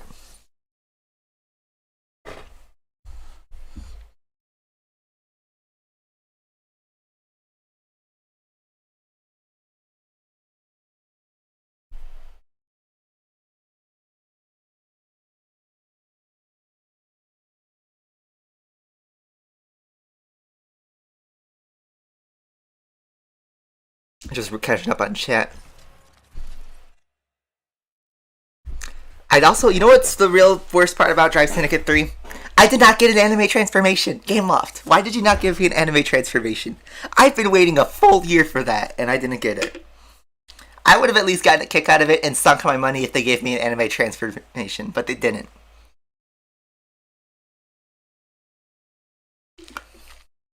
That's the truth.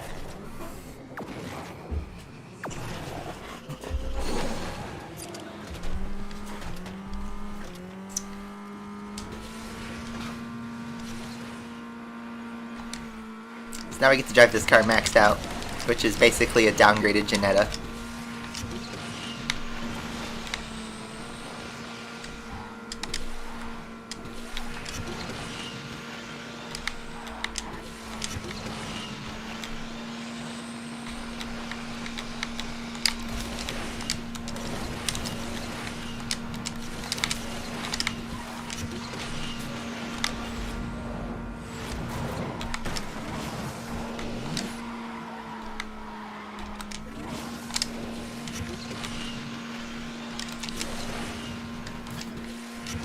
A full year.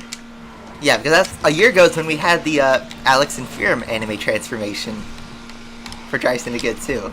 That one was fun, guys. Drive Syndicate 2 was awesome, honestly, because of you know, the community stuff, and it was easygoing relative to this.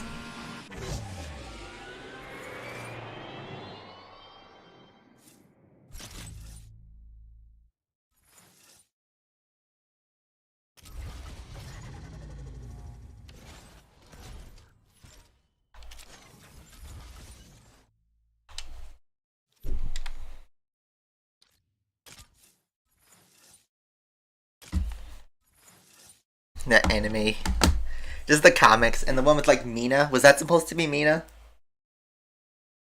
You know, the grill that everyone loves to post about on Facebook and Reddit.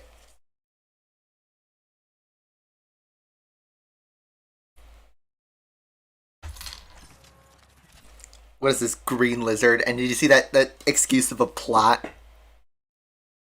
Yes, DS2 is, in retrospect, fun. It was easygoing. Like, the commitment wasn't as extreme. Yeah, it took a lot of time, but the commitment wasn't as extreme as this one, that's for sure. And then the Jesco was, you know, it was good.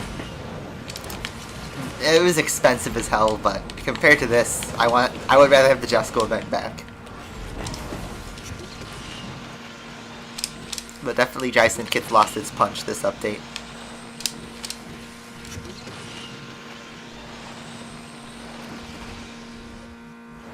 Yeah, you could buy, I think, as many Drive Syndicate coins as you want in DS1. So yeah, it got expensive, but, you know, you always had a route. Here, your only route is to buy if you don't have the cars. Unless you get incredibly lucky in packs, but I think the packs are designed to fail. Need a Furum rant, honestly. Combine 2 and 2. You got my side of the rant, so we need to fix. We need more pieces of the puzzle.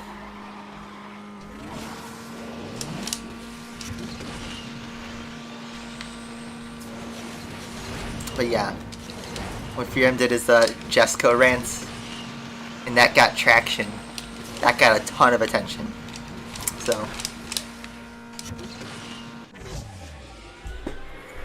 I entertained 200 of you on that, but Furum has his audience. He can do a lot. Albon's F1 career is over. I wouldn't say it's over. It's in danger, though.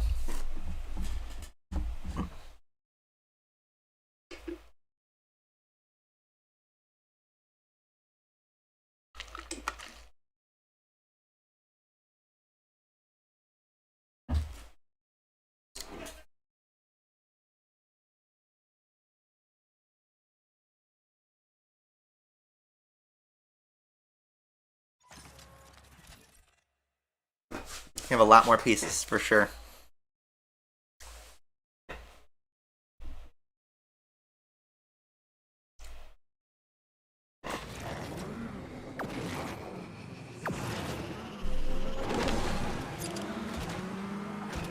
I haven't read any Discord since the stream started.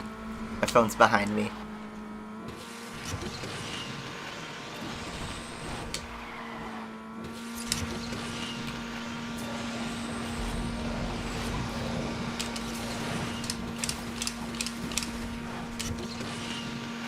I think we're gonna do a Q&A at the end of the year.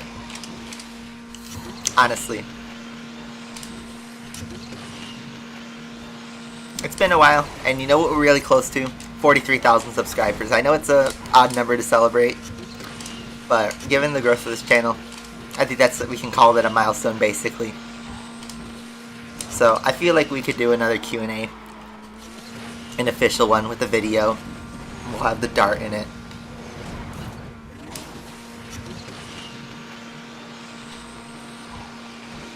So I think we'll do that. I'll make like an announcement video next week. Maybe we can just have fun with it, take a break from Asphalt, honestly.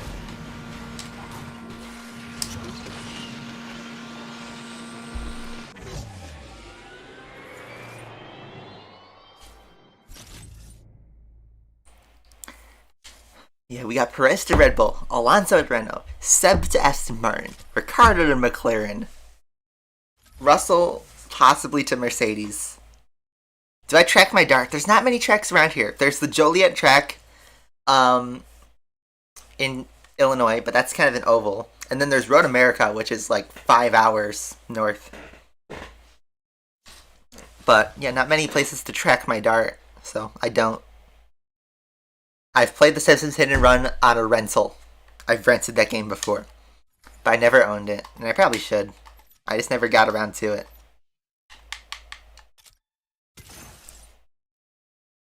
But yes, I have a save file on my PS2 memory card. I rented it before. Back in the day where you go to Family Video and you'd rent a video game for $1. Man, good old days. How are we doing on the cooldown? Oh man, 1 bar. 1 bar. That's so stupid. I don't feel like watching ads, but that's kind of your only option, right? Q&A in a game that might be chill to play. I would say Bugsnax, but I kind of 100%ed it. That game is surprisingly very chill and very, like, good. It's a great relaxer.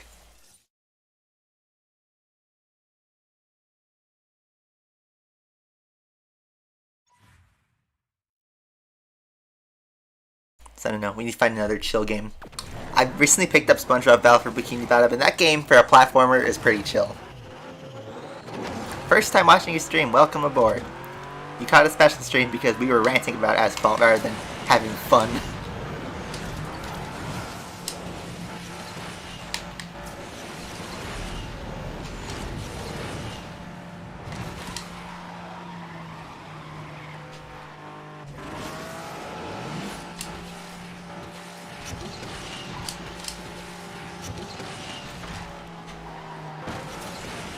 Oh great, I got touched by the ball there.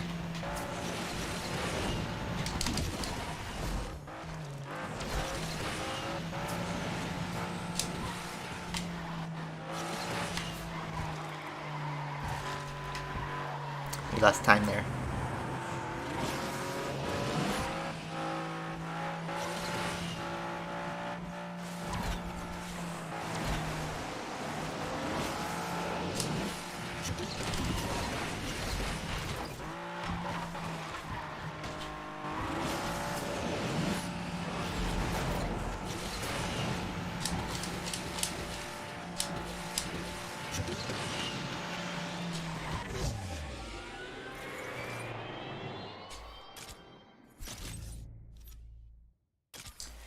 That was a bad time.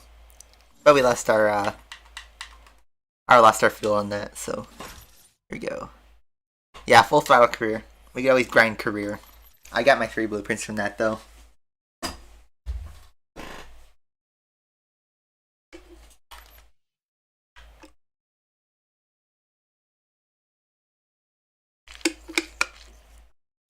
Am I still playing Asphalt? No. I quit Asphalt 2 years ago. Are you kidding? Let's see. Even a fuel to grind. I don't want to throw ads at this, because I don't support it.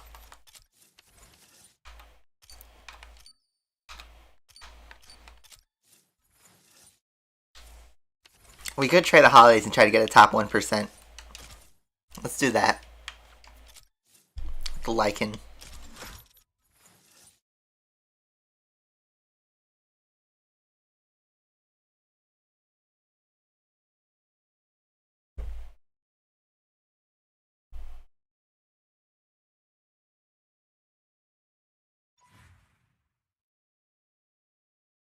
Need for Speed Hot Pursuit, which one?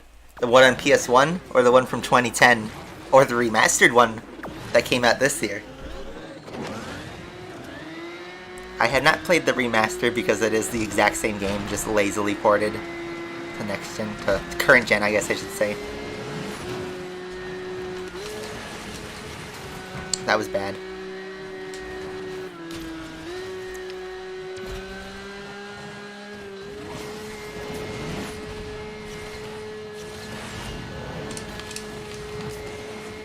Perfect run. Where's my PR? I got it cancelled.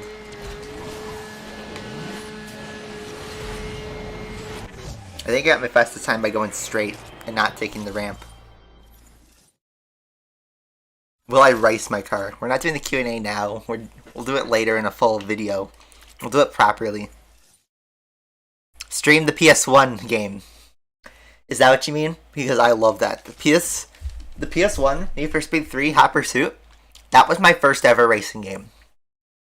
First ever. It holds a special place in my heart. The game, well, it doesn't have the most content.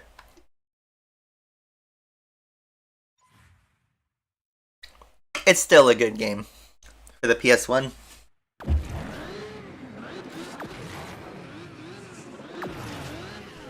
And it holds a place in my heart.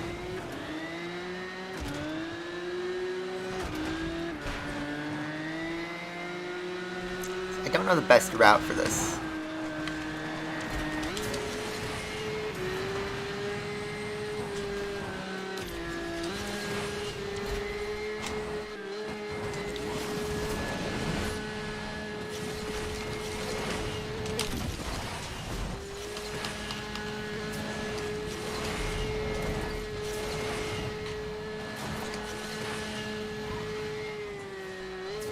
Alright, that was pretty bad.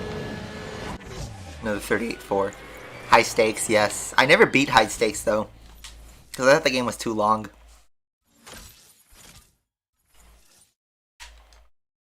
But I do have it.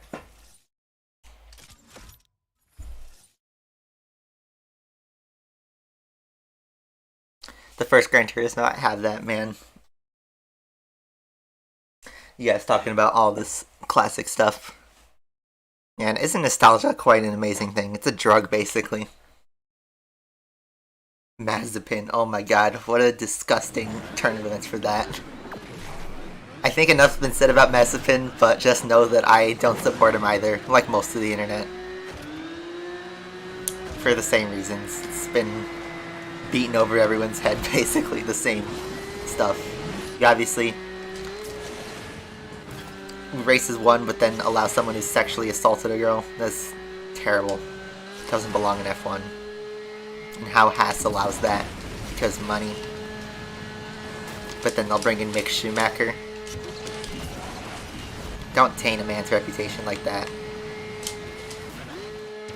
It's not what Gunther wants, I bet.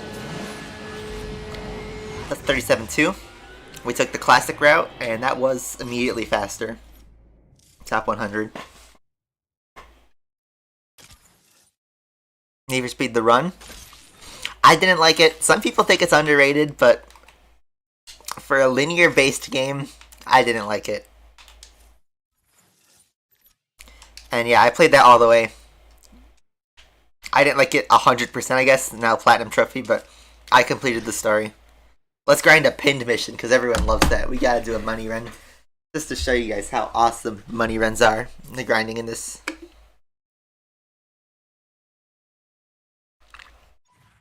I did think it was awesome that I got to drive on the Kennedy Expressway in my hometown, Chicago. That was pretty good.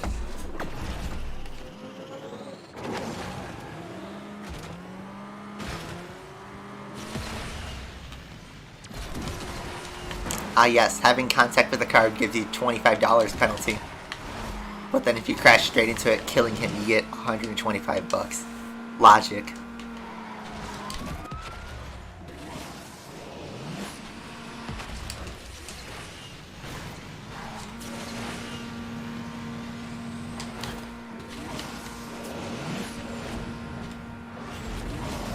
Need for Speed Hot Pursuit, the 2010 one? You gotta clarify. But the 2010 one, thanks for subbing.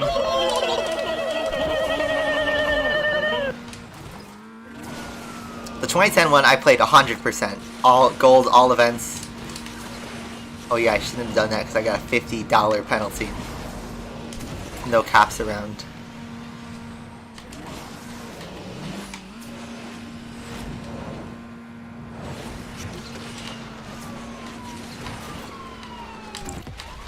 And then here's where it all...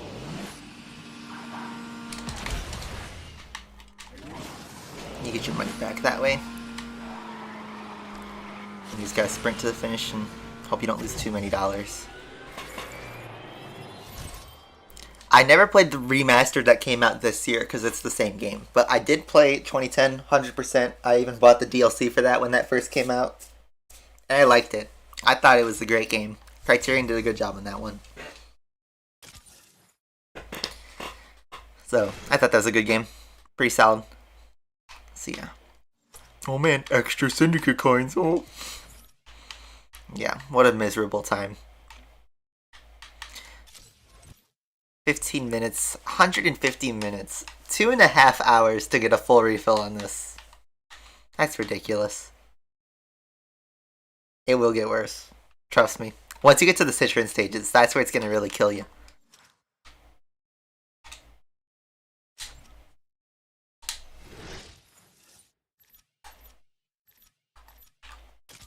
Let's do race with BMW i8 Roadster.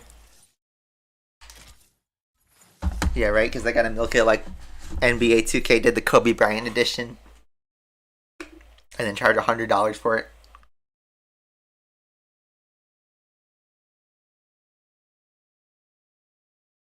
Except there's a Senna edition of F1 2019.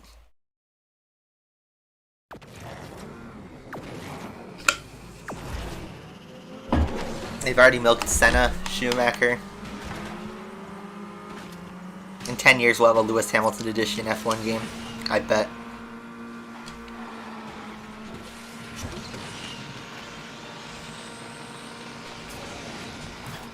Pop.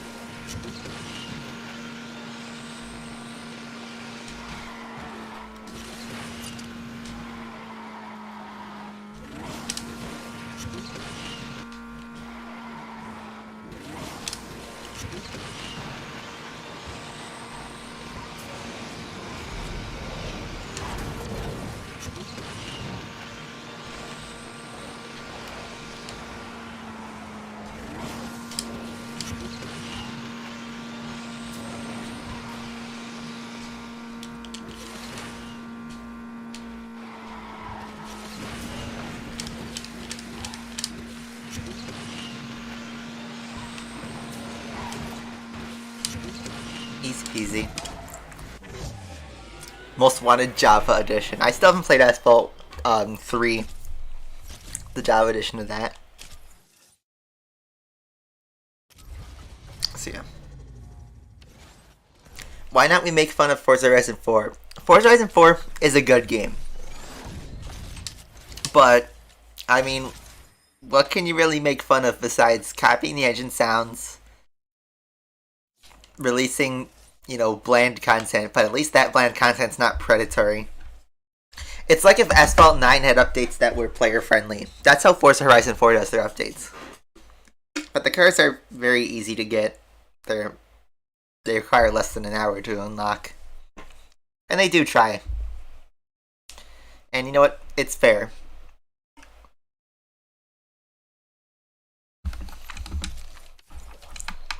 But, you know, obviously I'm kind of tired of Forza Horizon 4. I stopped playing that game because I just kind of got tired of the racing. Man, it looks like we ran out of content. I don't want to go under 2 hours because I almost never do for Asphalt 9. It's crazy. Think about that. Let's grind a little bit of classics, see how far we can get on the other cars.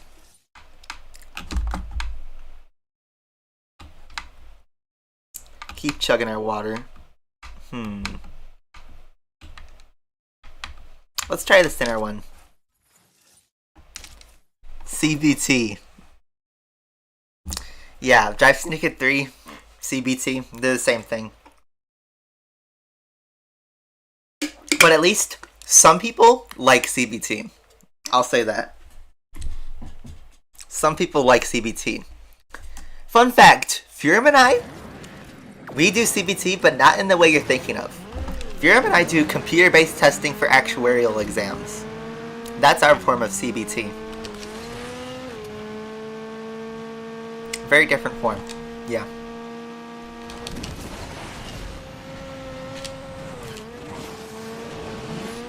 And it's basically the same thing. It's also torture. Computer-based testing, cock and ball torture, same thing.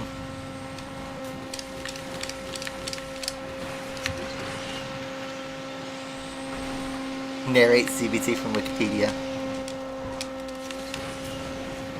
Yup, Furum, exactly. When I first registered for an actuarial exam, that was the first thing that came to my mind.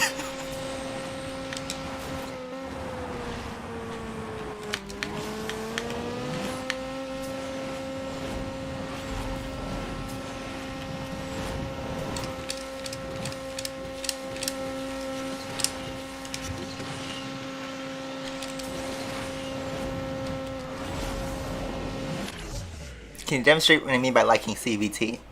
You go on a computer. Furum, what do you think? Should I fire up Adapt right now and start a test for IFM? That's how we put our viewers to sleep, honestly. If we want to tank this from 142 viewers to 14, we'll fire up Adapt. But, yeah.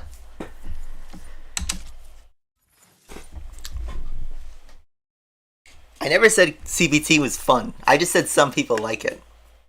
I think CBT is a very stressful thing, even the exam part of CBT.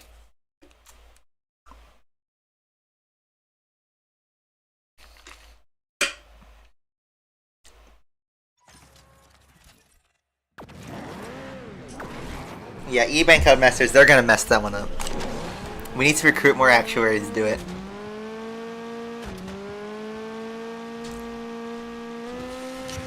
Alright, after this race, we'll do one adapt question. We'll do a one-question quiz randomly. And if I get that right, that'll be epic poggers.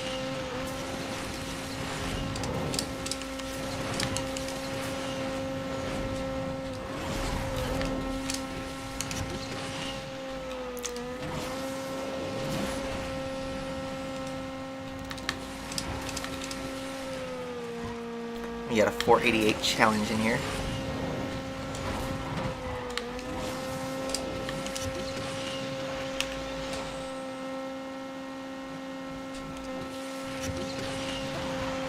Ooh, that's gonna crash.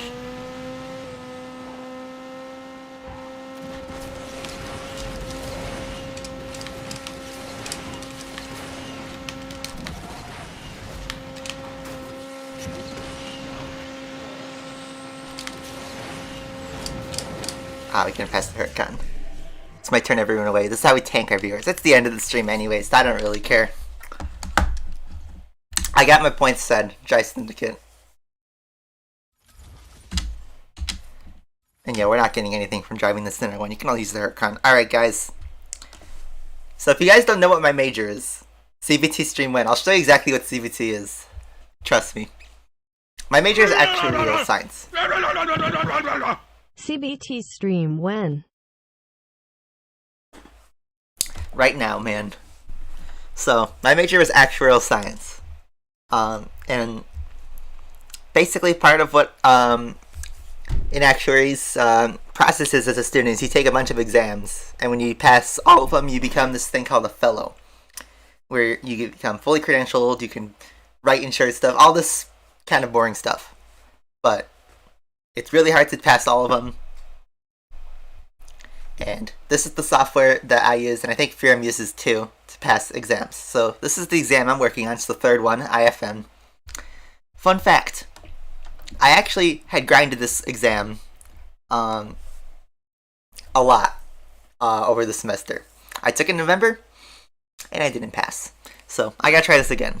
Luckily, the software has a free 6-month extension, so I have that till July. So we're gonna try this again.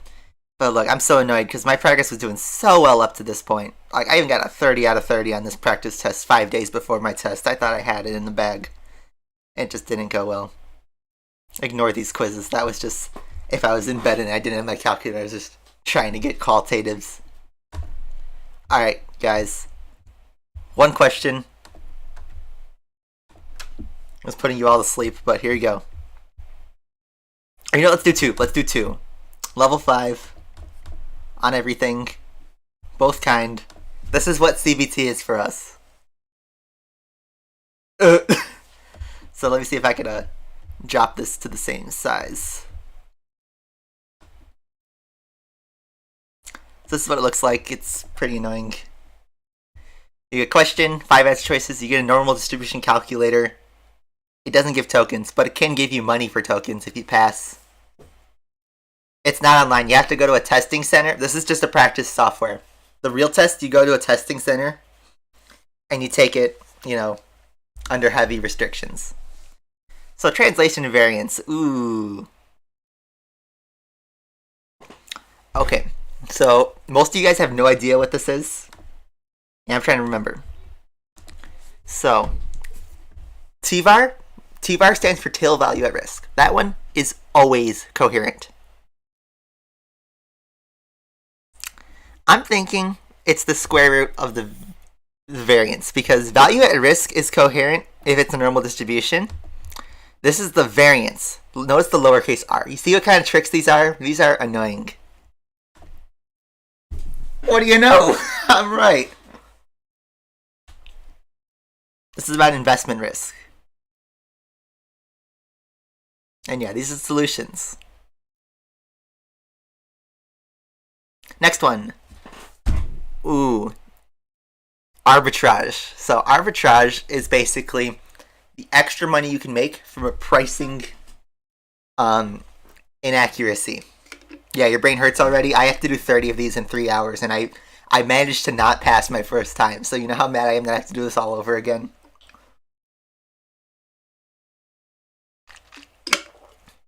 So the ask price is $100. The bid price is $100. There's an interest rate of 3%, and you lend a regular 3%. So 3.05, there's a difference of 0.05%. So basically, the difference in purchasing the shares is 50 cents. And you can either have the share, you can either hold the share and make 3%, which is $103, or you can have a borrow at 3.5%, $150. Now, I believe you're supposed to sell a share and enter a forward contract. So I don't think it's DRE. I don't think it's DRE. Enter into a 1-year forward contract. See, you want to do a long forward contract because you want to have the most profit with the less money. And no calculator, by the way, so I'm not verifying this. I'm going to guess of A, B, and C, you want the highest price so you can make the most money. So answer choice C. Let's try it. Let's go. Let's go. They give you a solution video. The software is actually really cool. But look at that. I'm ready to take the exam today. Come on. SOA. I really just got a 100% on an Adept quiz like that. We're back in the game. But yeah. How it works is you have to do 30 of these questions. I'll show you what a full exam looks like that I've done before. We'll take the last exam I've done. My last practice exam. Here's what it looks like. There's 30 questions. 11 different topics they can test you on.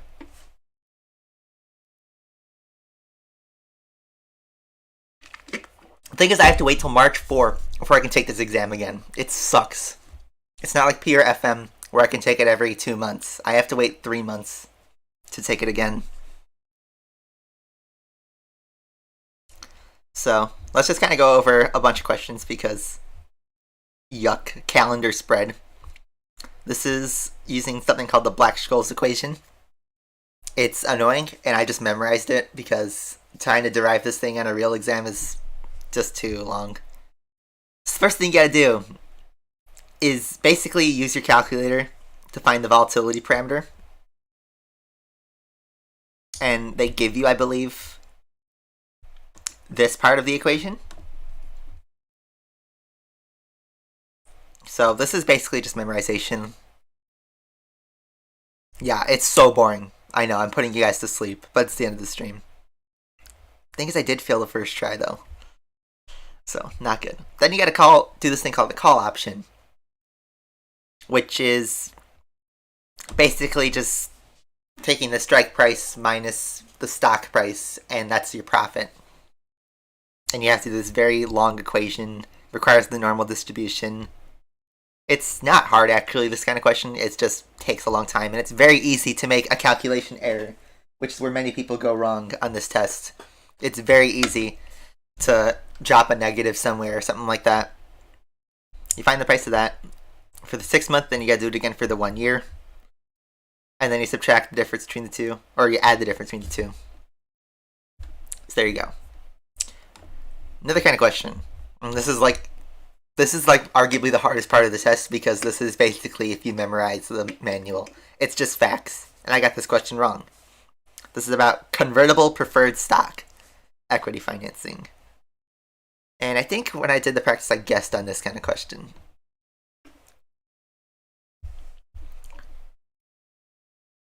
And for this question, it just basically comes down to memorization. There's no like math you can derive. You can't BS your way with math like in exam P or FM. What I used to do in exam FM especially was sub in the answers into the formula and see if I can replicate it. And if I replicated it, I knew it was the right answer. That worked so well. You can't do that as much in this exam. Freedom, I hope you're getting good lessons from this. This is a preview of what's to come in a year or two for you. You need a lot of coffee to be able to sit through this. Trust me. So this is, let's see, an option strategy. I remember this question. Cost of corn. You basically find the difference, the market price, the risk-free rate, and you calculate these options. And then you find the difference between the possible profits, which is basically if one option goes in and the other one doesn't, or the other. I don't know if what I said just makes sense, but basically calculate the payoffs on both ends, and you find the range. Then you have these like ranged kind of questions where it doesn't give you a direct answer, you just have to kind of estimate it. This is another option. This is using something called the Greek, which is just another part of options. It's so annoying, and I know I'm putting you guys to sleep. But yeah, just showing you guys the math on this. Beta the portfolio. This is actually a pretty easy question because it just revolves around one formula. It's an interesting topic. Honestly, I think it's pretty useful. I thought it would make me a better investor, but honestly, pricing fake options hasn't been much help for me. But this is a pretty simple equation because you're just calculating the average beta. And if you know, like, for example, the calculating the 1.6 beta, that's an easy part. What could be difficult is this one. Over here. The economy holds a market portfolio and has a beta of 1. And the beta for those holding the market portfolio is 1. So, knowing that knowledge, when you think of that 50% passive hold the market portfolio, that's where you know the second beta. So that's what allows you to calculate the final beta. So, it's just stuff like that that you need to know. This one I think I straight up guessed on, and I got it right because it was C. I just guessed C for everything. Let's CBT speedrun.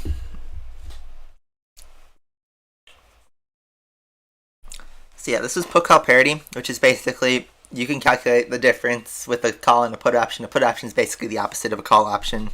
It's benefiting from a sell, a drop in price.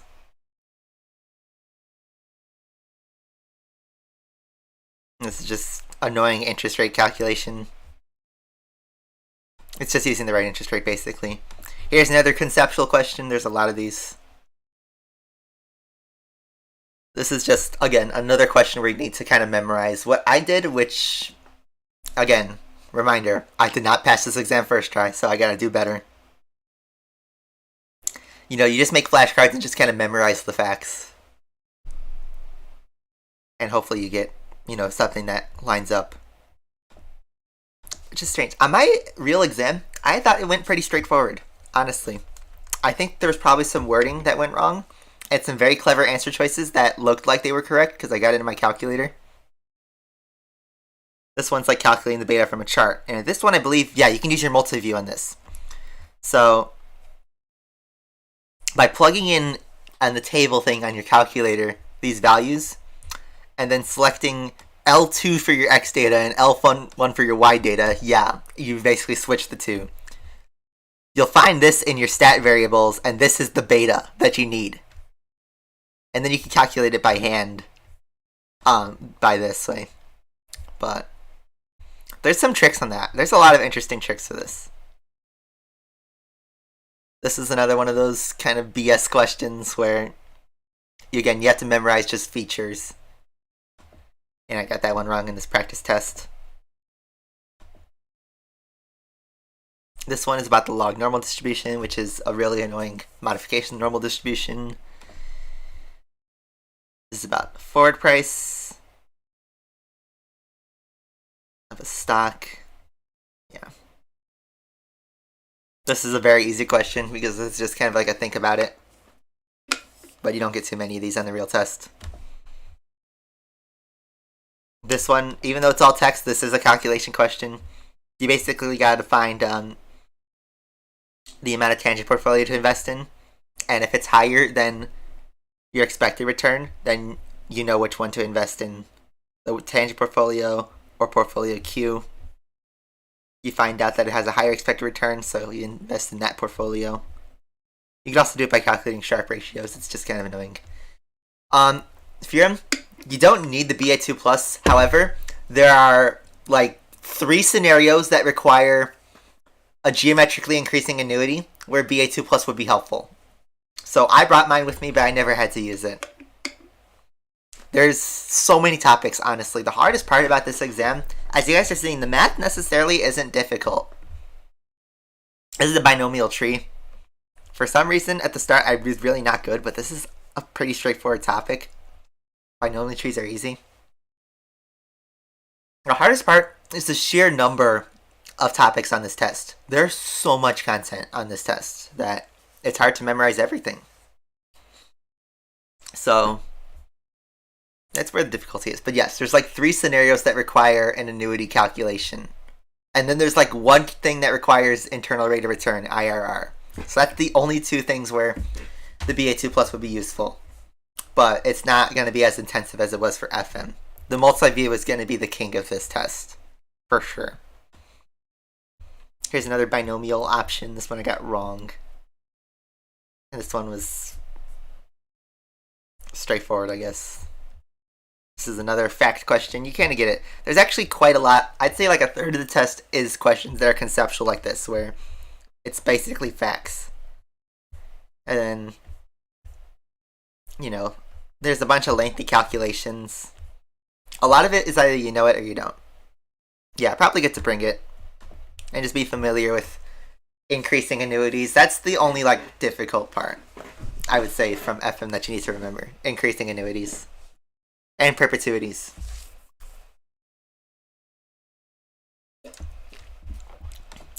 From exam P, let me see if I can find something. Project risk analysis. Is this... Nope. Where's a question?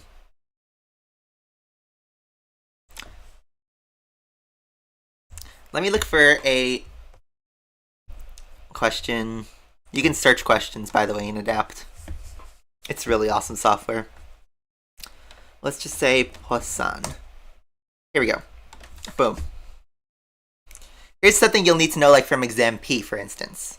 There's not too much stuff that carries over from exam P and FM, but this is like one of them. You'll need to remember how to use the Poisson distribution on this.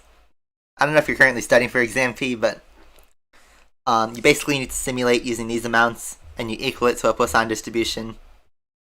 You find out that you only need to use F1 and F2. And you plug this into the CDF of a Poisson distribution. So that's how that works. And then let's see.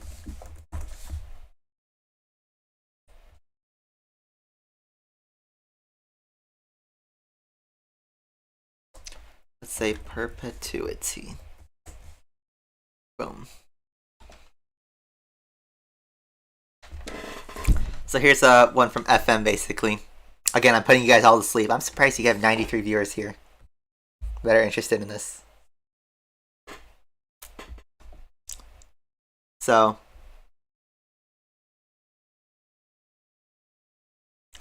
they plan to pay interest each year for the next 5 years. And then repay the principal $50 million in year 5. You basically calculate the present value of the tax shield by basically doing $800,000 times this annuity. This is the perpetuity. There's multiple ways to get this. Oh, actually no, this is Y over X. So you have to do both an annuity and a perpetuity. It's just a lengthy and beefy exam. The questions are easy, but the sheer length is crazy. And look at what I just did to that graph. I just skyrocketed that one. Like a roller coaster. And yeah, my earned level is 6.94.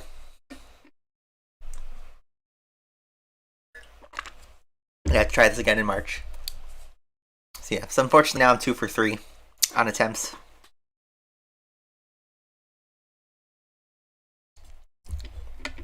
This is just the math behind actuarial science. It's interesting. But yes. That's what I do at school. Oh, and I had Asphalt 9 open the whole time. Well. Alright, I think I'll end the stream there. Because we said enough about Drive Syndicate. And we had some fun with Adapt, honestly. So yeah. Hopefully you guys enjoyed that. Again, please don't waste your lives on this event. Please, like, if you have a winter break, take a break. And actually enjoy it. And don't waste all your free time. Don't wake up at 2 a.m. to play races of this. Just enjoy yourself. So, yeah, thank you guys all for watching. Merry Christmas. Because, yeah, that's right. Christmas is on Friday next week, I believe. So, yeah, hopefully you have a safe holiday. Obviously, try not to catch COVID. And, yeah, I'll talk to you guys next Saturday. Bye-bye.